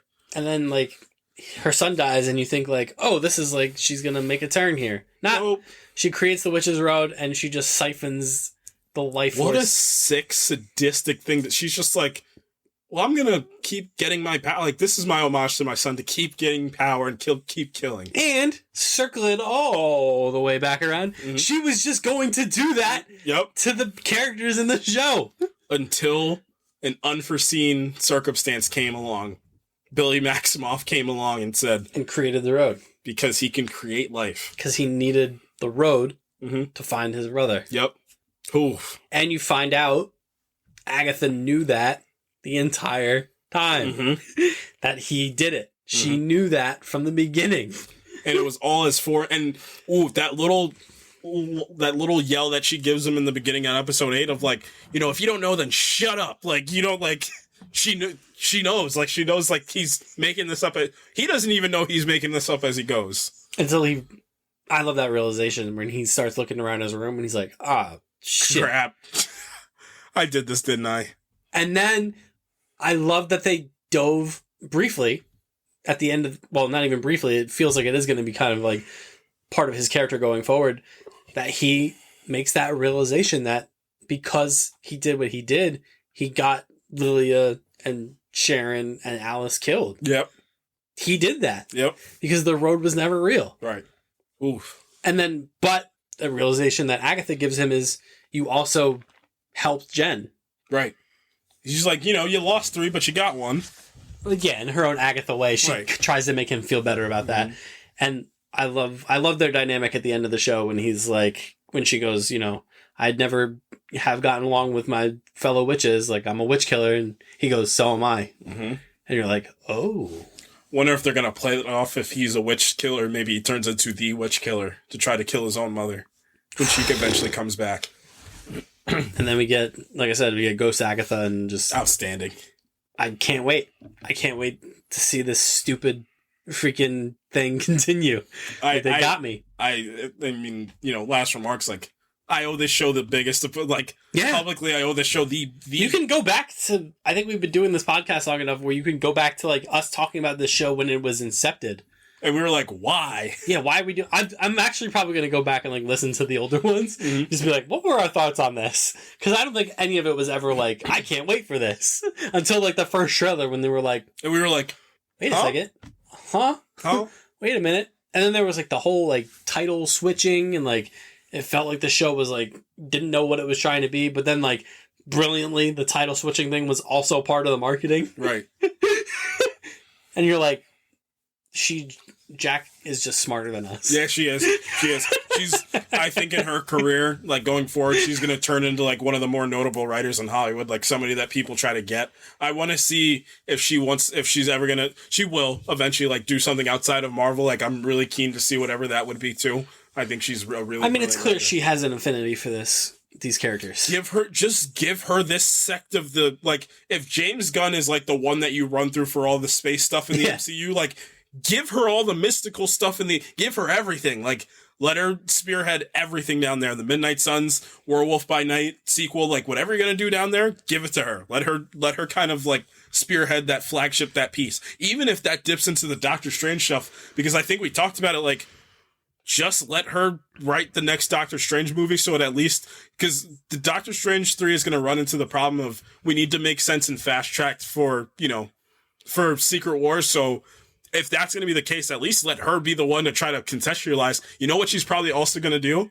Probably fix the error of Doctor Strange's character for Multiverse of Madness to be like, you're going to learn something for once this time. Like you're going to change a bit as a character.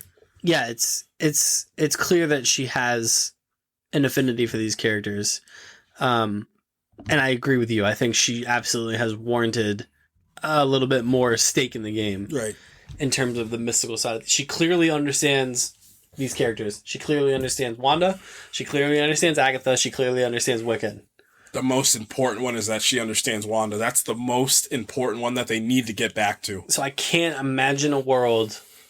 I mean, and poor Lizzie Olsen just going to the Andrew Garfield school of, I don't know what you're talking about. Right. Kind of basically let it slip. Where she was like, I think someone like directly asked her like a panel or something. She was like, is Wanda ever coming back? She's like, I can't tell you, but I don't know. Yeah. Come on. Yeah. For such a great actress, you not great. So, I mean, the worst kept secret in Marveldom is that Wanda's eventually coming back. And to the point that I made, I don't know, years ago at this point, she's due to be like the main character of whatever they're trying to do. Yeah. Makes the most sense. Like, put her around everything. Like, comics-wise, you think about it, like, House of M was kind of, she was the central piece of that. Like, do the same thing, but just turn it more of, like, a heroic version of it, and then pivot it towards Secret Wars. Like, what a triumphant return that she could have to come back against Doctor Doom. Like, you think about the person that lost everything, like, that's Wanda. Like, she can truthfully be the savior of the MCU, and, like, again, if you're going to do the comic thing, like, to pick the character, have her be the one to reset the entire multiverse back to square one, back to phase one, put the mutants back into the main timeline, put the Fantastic Four back into the main timeline, switch some things up. So, like, Anthony Mackie's been Captain America for a while, like, give her and Hiddleston a little room to cook together. He's got to come back because whatever, and you got to get back to your Infinity War Endgame Thor, like, and that's why I think that's important that the Russos are there, because I think that Chris Hemsworth is going to be important to that too. Like,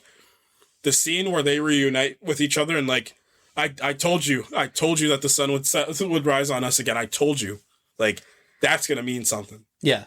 So I'm all for giving Jack Schaefer whatever she wants on the side of the Marvel Universe. Yes. Because she, like I said, she's just smarter than us. Like, she put this show together and everything paid off. Which, it's rare to say something like that. Especially for these Marvel Disney Plus shows. How many times do you leave a finale feeling a little deflated about one thing or another? Like, every character got something by the end of the show. Right. And to counter my point about Alice being maybe the most underdeveloped, it's very important that Rio was there to show up to take her of all of them. That was the most important thing they could have done. Yeah, every character got something, and that's ultimately, we talk about this all the time with like the character-driven stuff. We talked about it with Joker. Like, what was the ultimate shortcoming of that movie was like the characters didn't go anywhere, and I didn't really care. Right. This show, I cared. We didn't even talk about episode 6, like the William Kaplan origin story episode. We didn't talk about that. We didn't talk about the scene where Tommy gets a body and Tommy's out there somewhere. Agatha, did I just kill a boy so that my brother could live? And Agatha's like, maybe. I don't care. He's back, isn't he? I mean, I guess we can just before we do some awards, we can kind of just speculate on the futures of some of these characters. Vision Quest is going to be a combination of, obviously, Tom King's Vision run and the beginning of the Young Avengers run. The core Young Avengers run is going to be kind of a combination of that. Maybe some Age of Ultron sprinkled in there, some like dream sequence Age of Ultron sprinkled. It's going to be basically like, Vision, you have a heart. This is your life. This is your life, Vision. You have a heart. I am Vision. Which Vision? I request elaboration. So I'd imagine Wiccan will show up in that as well. Yeah. I'm adding Jack Schaefer to the Project Infinite whiteboard. I would love that. She's the first writer to go up on the board. Would we see Agatha in Vision Quest? I don't think there's any doubt, especially after the show that you're itching to get Catherine Hahn back any way that you can. Just like Joe Locke. Like you don't just be like, yeah, you guys can hang out. No. They're getting both of them back. Jen, Midnight Suns. That'd be fun. Get a potions witch in there too. Because nerd Marveldom, Jennifer Kale is the cousin of Johnny Blaze. Mm-hmm. That'd be fun. That'd be real fun. So you can use her as kind of a conduit to Ghost Rider. That would be kind of fun. Got a cousin he's kind of a hothead. That's why they don't let me write. Yeah. I'd immediately put that line in there. She would have said that in episode 9. Yeah. and then the Linkin Park theme would have started playing. I guess the most interesting one is, when do we think we're gonna see Aubrey Plaza again? I would maybe just make her the villain of whatever this Agatha show, whatever this Wanda movie would be. Like the fallout of whatever this trilogy is, like the movie to the trilogy. Like I would just make her, maybe her and Mephisto the main pieces of that, because it seems like that's what they're. We still haven't gotten him. We said his name. We do not. We did say his name. We do not say his name. Tell Mr. Fist. Tell Mr. I think he immediately got his head bashed in. Remember Tell that? Mr. Fisto. Tell Mr. Fisto. Yeah. Conspicuous by his absence. Mm-hmm. Mr. Mephisto. We're getting there. Yeah. It's hard to put Mephisto in because of foreign audiences, too. It's hard. Because he's the devil? Right. Are we going to see Ralph Boner ever again? Well, in Wonder Man, I believe that he's supposed to be in. That could be fun. He cooked a bit. Oh, Evan Peters comes back. He did cook. And he cooked. That was I like tortured Ralph Boner. It's the best. It makes the most sense. And again, it's Jack Schaefer being like, no, you're going to be a crazy loon that just had a witch possess his body. Like, this makes absolute sense. Whatever happened to character progression that actually makes sense? Jack Schaefer said, I got you guys. God, really, really good, man. Really enjoyed this show. I can't believe I'm saying that, now that it's over. Yeah. I'm just like, and maybe, you could say, was it as good as we're making it sound, or were our expectations too low? No, I think it was. I think it was that good. I genuinely do. Like, I don't think it's our expectations being so far exceeded that we were, floored by mediocrity. I don't think this was mediocre at all. No. From, again, writing, design, everything was directing. Everything was just performances. So yeah. Let's give out some awards. Yeah, let's do it. Because we skipped the Joker, because Joker didn't deserve any awards. Yeah. I don't think it ever did. Oh, Joker. What a movie. You want to do best cinema moment? We can do the full award set for this one. Best cinema moment, I'm going to say, is the Lilia sequence. The Lilia sequence. In episode 7. Best cinema moment. I'm going to go with the cinematic nature of episode 9. Sure. A lot of it did feel very movie-esque in there as well too, which I appreciated. Best character that doesn't need to be in this. What's his name? The neighbor. Herb. Yeah. No, he needed to be there. Did he? Yeah. So that they could do the callback to her defense. Hey, neighbor. That's a good one. Look, who didn't need to be in this? Agatha. Come on. You're kidding yourself. Best actor to join the franchise? Patty LuPone. It's Joe Locke. Because of the future ramifications of him being there. Like, I think if you think about it this way, his work in this show fast-tracked that Young Avengers movie. So I agree. It gave all these characters, like, Where was Cassie Lang going to get reintroduced? Kate Bishop, Kamala Khan, like they probably Who's playing Cassie Lang? Who's playing Cassie Lang? Yeah, it'll be Catherine Newton.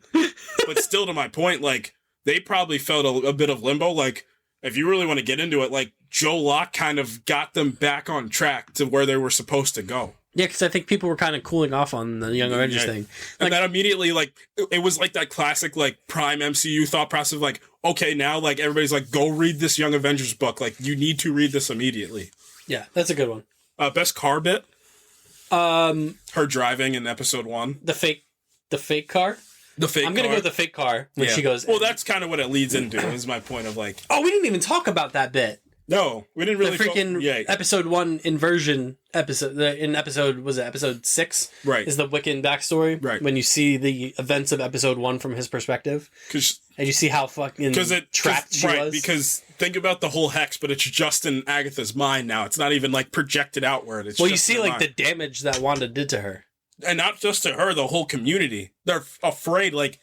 We don't say her name. Oh, and it's so crazy because, like, her house is like that house from, like, your neighborhood that's, like, haunted. Like, her house is actually the haunted house of the neighborhood. Agatha spits on it.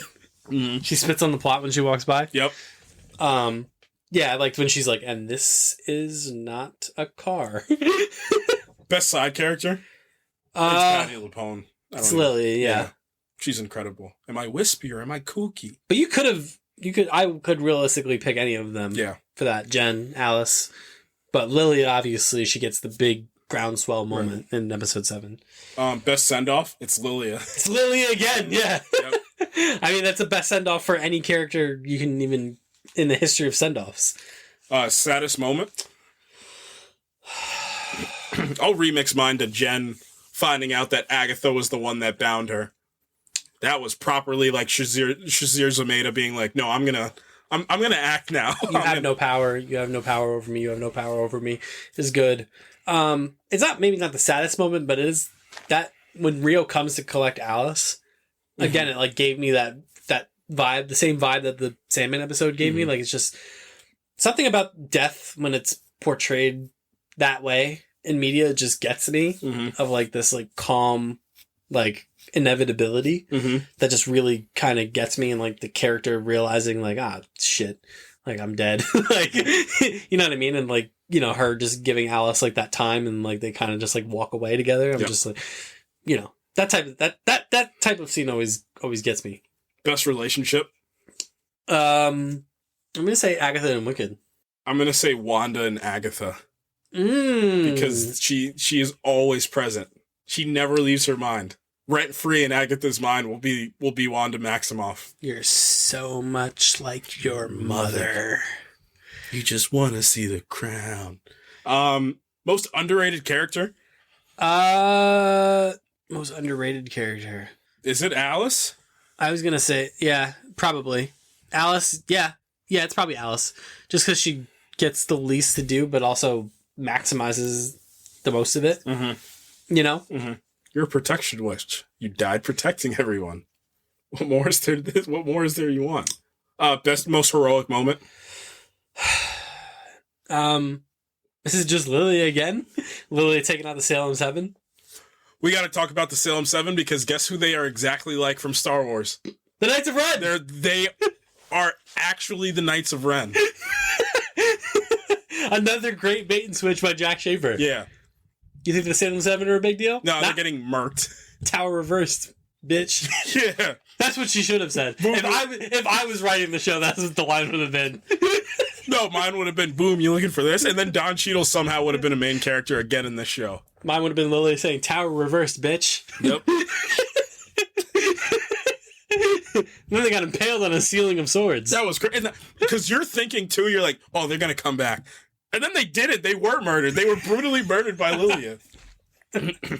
That time-traveling witch killed the Salem 7. Nice. Favorite cameo? It's Ralph Boner. Yeah, that was incredible. Peters, yeah. Best set? The Road. The Road is quite... The Road. The main, like... We'll remix that one. What's your favorite trial?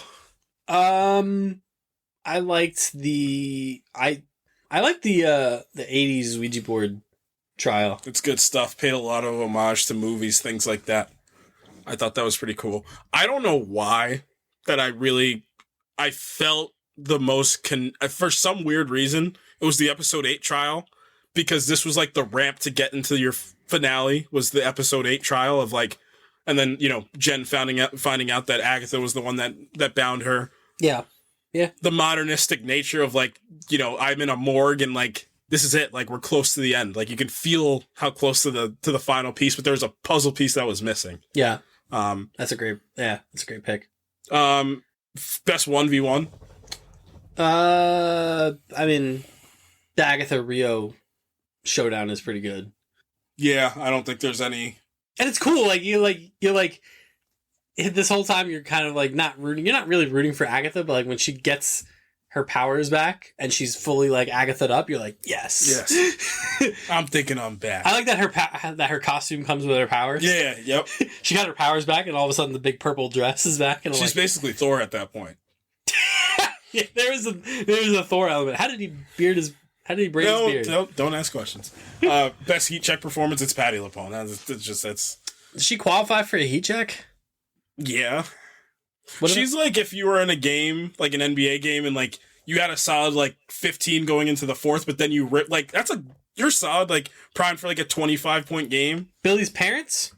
They're good. They're really good. That episode's really like sad. It is really sad. Properly sad. Because like these parents get their son back, but don't realize that they're not that he's not their son. And he's such a good person that he'll never say anything. He said, "I still don't know who they are, but they're my parents. But they're my parents. Like, I have a mom," is what he says to Agatha, and you're just like, oh, like, I like that. Funniest moment? Oh, that's the teenager. Damn, used his full name. That got quite a chuckle out of me. Yeah. I wasn't expecting it. That's such a smart line. I think it's Agatha as Kate Winslet of the Mayor of Easttown is her over exaggerated accent. Yep, and just her being the detective, the streaming detective. Because, like I said, I think it's so smart. That was the last piece of television we didn't click into from WandaVision. Total loser or totally lying? Let's find out. Yeah, I think we found her by the water. When he said water, I couldn't believe it. Yep, he said we found her by the water. What did he say? Best exposition dump? I think it's it was probably the conversation between Agatha and Rio in episode 8. Because that gave the most, like, we're getting there. I liked, see, it's funny, I might go back to episode 7, the out-of-sequence exposition dump that Lily is trying to give to Jen is pretty good. She's like, you already told me that's where we're going to the next trial. The son of the Scarlet Witch sent us down here. She's like, he's the son of the Scarlet Witch? Yeah, you told me. You told me. Best source material callback? Wiccan. Ghost Agatha. Ghost Agatha's pretty good. Ghost Agatha's good. That Wiccan costume is great, yeah, man. yep. And did you see like the behind the scenes of how the cape is put together? Right. It's like elements of Wanda's cape and then elements of Vision's cape on the inside. Right. I'm like, that's cool. That is cool. Is he cool? Yeah, he's cool. I'm Jack. He said, I'm Joe Locke, y'all. Only Wiccan can make a bodysuit look cool with just a cape. Right. It's just a tree, man. But it's just Ghost Agatha. That got me. I was like, Ghost Agatha! Hell yeah. Is it the road itself is the best source material callback? It's like the Wizard of Oz? No. Oh, I guess. Best NPC? It also was Wizard of Ozzy. Like, well, that was the point. Agatha was the Wizard of Oz. I think Jack Schaefer kind of talked about that too. That was one of the main, if not the main, inspiration for this show. And it was a con. Because it was Agatha all along. What was the next one? Best NPC? What's his name? The Residents of... When he's like peeking at Agatha and like she like hits him. Mm-hmm. Emma Caulfield came back again. Yeah. Remember when they thought she was Mephisto in WandaVision? Well, it's not that. Or no, they thought she was Clea. Clea, yep. No, me too. I did. She's just Dottie. She's just Dottie. It's just a tree, man. Just a tree. Man. It's just a tree. Favorite action sequence? Action sequence, huh? The show doesn't have a lot of action sequences. No, doesn't need them. I did like the little standoff with the ghost, Agatha's mom. Yeah, and that's where you see like Rio rock up for the first time. Oh my god, thinking long form about that, like, it's a combination of her hatred for... It's like, it's hating your girlfriend's mean mom that won't accept you, mixed with you just hating ghosts in general. Because you're deaf, so, like, that's another, like, double meaning behind it. Mm-hmm. That was good. That's good. Best song, 3, 2, 1, The Ballad of the Witch's Road. Which version? I like the creepy Catherine Hahn solo version in episode 9, where she's singing it, like, across time. Favorite musical moment? It's maybe all of them coming together to take off that horrifying demon that was after them. The band moment, yeah. Favorite line? Ooh, man. That's a good one. Wait, you're looking for Toby. Tommy. Catherine Hahn, man. She's so good. What do you, why do you let them say, or what she says to Rio when she says the truth is too awful? Mm-hmm. You're like, oof. Yep. But also, Patti LuPone, I loved being a witch. Ooh. Like that moment, yeah, it hits you with like a ton of bricks. I think mine's gonna be, you are just like your mother. Who? Huh? Favorite world building or lore moment? Let's go find your brother. I think it's I think it's the insertion of death into the MCU. Yeah, it's super interesting. That's big time. That's big time. Favorite shot? It's Patty falling at the beginning and subsequently end of that episode is quite incredible. Mm-hmm. Yeah, I would agree with that. Favorite performance? 3, 2, 1. Catherine Hahn. Hahn. It's not hard sometimes. But just a show littered with tremendous performances. Favorite character? Agatha. I think that character was uniquely interesting in WandaVision and became even more interesting in this show. Right, because she's not a good... She's not... Last one there's a nice person. I can't believe that Jack had the confidence to be like, no, she's no, and to end the show on that note. No, it's like, she's the reinforcement of what she did. Mm-hmm. And, like, she's fun. Yeah. But she's not a nice person. No. It's going to be the teen / William Kaplan / most importantly for the nerds, Billy Maximoff. I'm not that nice. Favorite moment? Man, the show has so many good ones. I think it's the tarot card reading. It gives me chill. Like, I just got goosebumps when you just said that. It's the score ramping up. It's the realization. It's also what a way to put the reveal of death into there, to sneak it in there too. Because that reveal in of itself is not too much shock factor alone, but to put it in that stake moment like that really amplifies it. That's what works. And I love just I can't believe when that episode tethers and weaves together and you're watching it happen. Mm-hmm. You're watching those moments tether together, and you're watching Lilia revisit moments that we have already seen in the show, and they're weaving together. It's surreal to watch. It's like you're having an out-of-body experience. You're like, you're waiting because this is how our brains work, not just our brains, but any brains. You're waiting for the plot hole, right? You're waiting for this very complex, convoluted scene to fall apart and go, aha, that doesn't make sense. Mm-hmm. But it all weaves together seamlessly. Yep. It's quite incredible. Giving, all each member of the coven getting attributed their own tarot to the moment, like you said, the death reveal, to Lilia really believing it. And when she's about to, when they're about to leave and Lilia, Jen's like, I'm not going before you.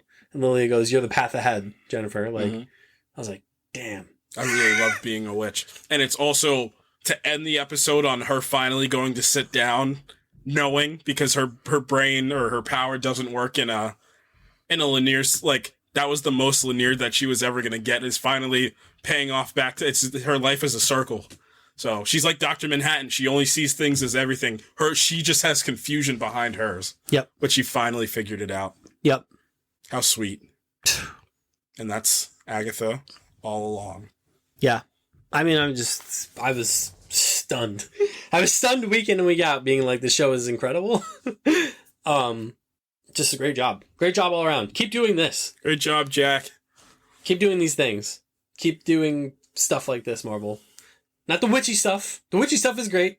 But just good television. Do good television. Do good television. Good television with good characters and good writing. 9 episode minimum. Yeah. That was my spiel. 9 episodes. It's there, man. Like, it's there. And every show that they've done has had elements of this, right? Every show has had moments. Hawkeye had moments. Ms. Marvel had moments. Moon Knight had moments. I would say this, WandaVision, Loki probably put it together the most consistently. Right. Falcon and the Winter Soldier had moments. Falcon and the Winter Soldier gets close to being consistent, but the Flag Smasher stuff kind of hurts it pretty badly. Moon Knight is an example of getting a really complex and interesting character, but that's the perfect example of when people don't know what show this is across the board, that people's idea of what this show's tone should be were shifting from once it got on the page, people's idea of what the show was like. I guarantee you call to Ethan Hawke and he says yes. I guarantee you his version of the show that he got was probably different from other people's versions of the show that they got. Yeah. Yeah. So, I mean, like you said, it's the buy-in across the board. It's knowing what kind of show you wanted to make. And crazy enough, it's about not telling the world what kind of show you want to make. Right. Because we didn't know. Experience it like you have to experience it. Be here with us. Like, we didn't really know what the show was going to be. Nobody knew. Nobody knew what the show was going to be. Nobody knew what the idea was. The only reason the Wiccan and Rio stuff got out was because of Funko. The Pops, yep. Funko let that cat out of the bag that it was Wiccan and Death. And I can't stress enough that I owe this show the biggest apology on planet Earth. Me too. The biggest of apologies. I can admit when I'm wrong. We did not think we needed this show. We thought it was, like I said, my biggest fear for the show was they were just going to make it a meme. And we're like, look how wacky Catherine Hahn is. Am I wacky or am I kooky? And then they made that line emotional. It's like, I thought this was going to be the Catherine Hahn one-woman show starring some other people. And that's not what it was. It was, and again, like the refrain, to your point, the unabashed confidence to say, she is not a good person. No. At the end of this. Is just... She's Agatha Harkness. She doesn't need to fit into anybody else's mold. It's so rare, especially this Marvel stuff, for them to just be like, this person is bad. So they're bad people. But we can still make them compelling. It's her. Loki did this until he made his turn.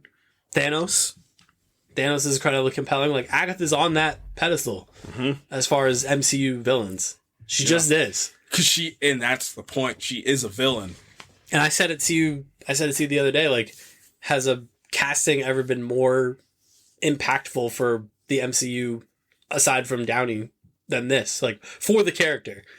Because, like, Agatha Harkness was what?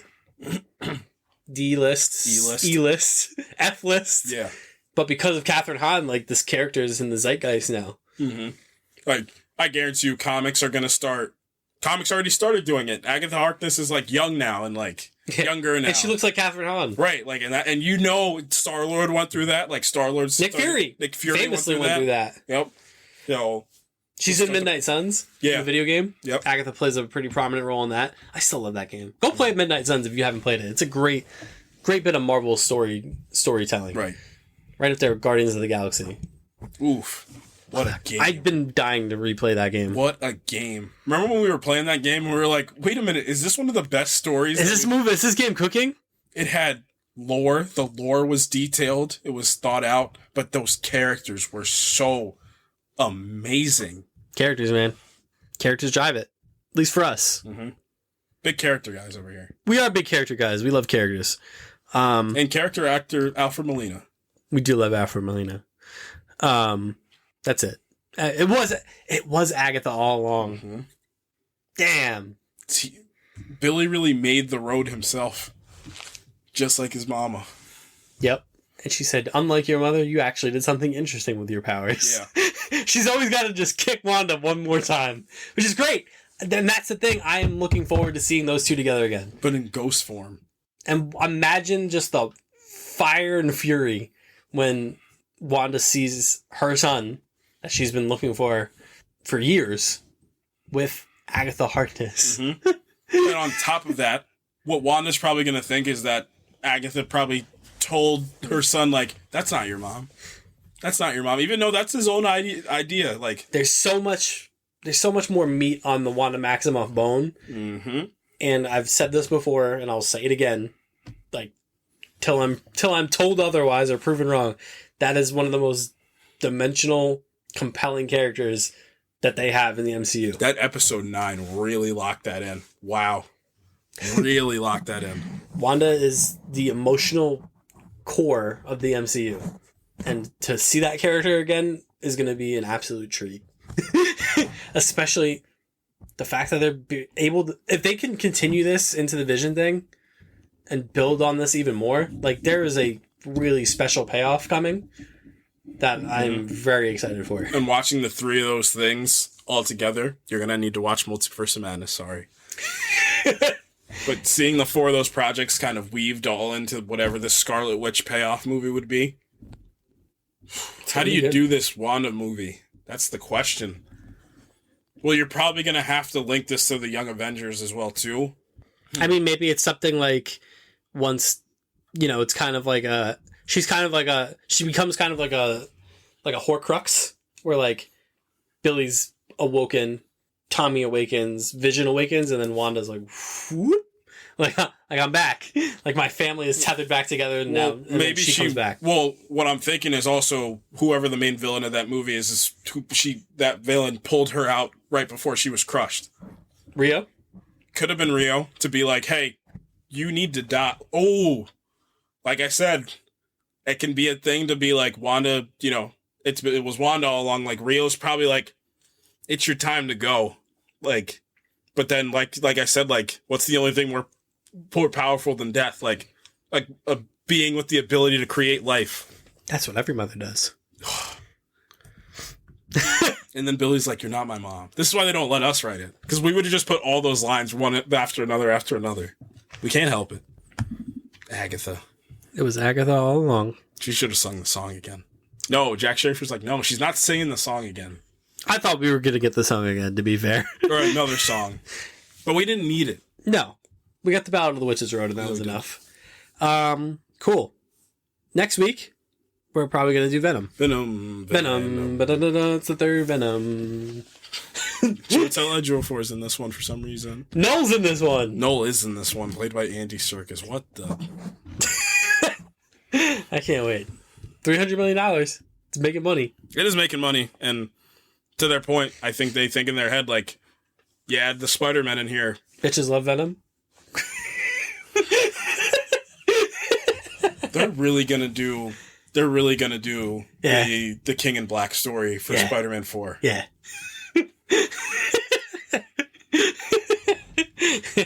Yeah, they are. And they're not afraid to say it either. Why? We're cooking. Let this man cook. No. Let the studio cook. We gotta go, man. We do gotta go. You can follow us on Twitter at ProjectINF_pod. You can follow us on... Wait, what did I say? Did I say Twitter? You can follow us on Twitter. Follow us on Twitter at ProjectINF_pod. I almost said it twice. You can follow us on YouTube at youtube.com/ProjectInfinitePod. You can follow us on Instagram at the Project Infinite Pod. You can follow us on TikTok. TikTok, yes. The TikTok's up. We don't have video, but we have clips. Mm-hmm. A clip. Oh, I was talking about the Joker. We gotta get an editing guy to just put the comic panels over it and like the movie shots and things like that. We won't pay, but you'll have fun. We're looking for an intern. Why'd you make the first movie then? One of my best lines. That's pretty good. You can follow us on TikTok at the Project Infinite Pod. You can follow us on Facebook. That's it. Next week we're going to talk about Venom. Venom. They ain't gonna know what hit him. Not you, Father. You, Father. They did it. Get that man an Oscar. Get that symbiote an Oscar. Let this man cook. They should put Carnage in the next Deadpool movie. Specifically that version of Carnage. Yeah. Alright, that's it. From me, from the... Ooh, a lot of good choices to pick this week. Man, oh man, from the... Careful. I do got to be careful still. One day I'm going to make it so you have to do it. It's going to be funny. From the... Don't what? I was going to say the Agatha Harkness. I was going to say the Billy Kaplan of the podcast. I'm not that nice. He is, though. he doesn't want you to think that, but he is. I'm not that nice. I'm not that nice. Man, I love his acting switch. Yeah. Yep. From when he goes from Billy, from he goes from teen to Billy Kaplan. When he's like, oh, he's a little sinister, this guy. Then he's at the glowy hands. Mm-hmm.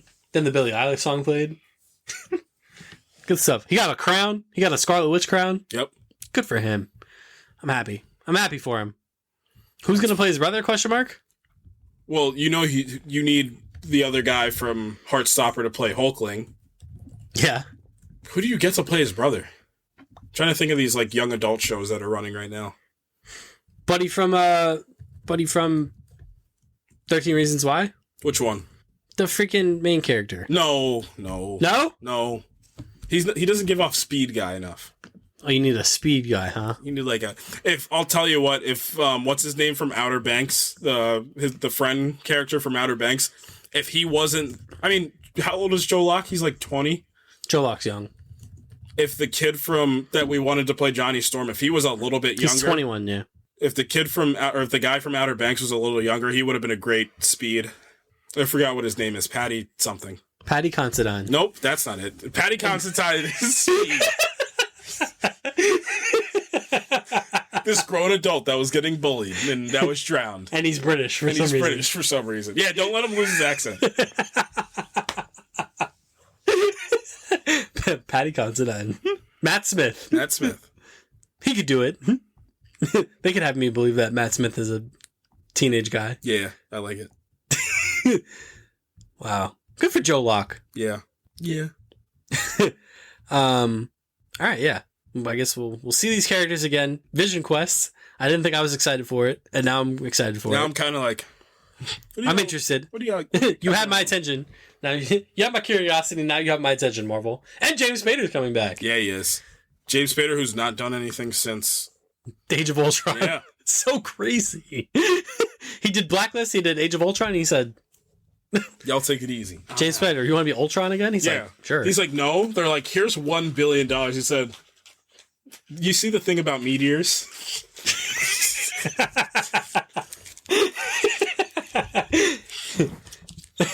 The purity of them. Ultron had some bars. We might need to talk about Age of Ultron one I'm day, down. Because I think that is one of the most underrated Marvel movies that there's ever been. There were a dozen extinction level events before even the dinosaurs got theirs. Every time the earth settles, God throws the stones at it. And trust me, he's winding up. You know, this church is in the center of this town, so everybody can be equally as close to God. He said, it's so funny, the geometry. He said the geometry of belief.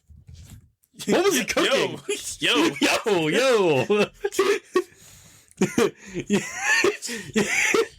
Whoa. The human race will have every opportunity to improve, and if they don't, ask Noah.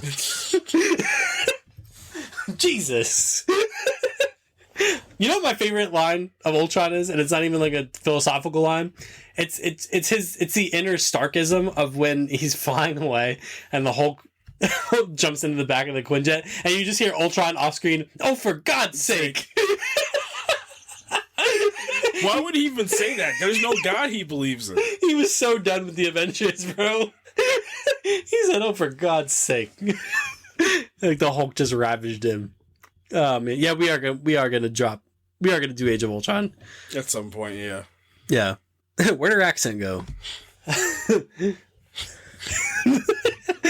All right, guys, we'll see you next week for Venom. Until then, goodbye. Peace.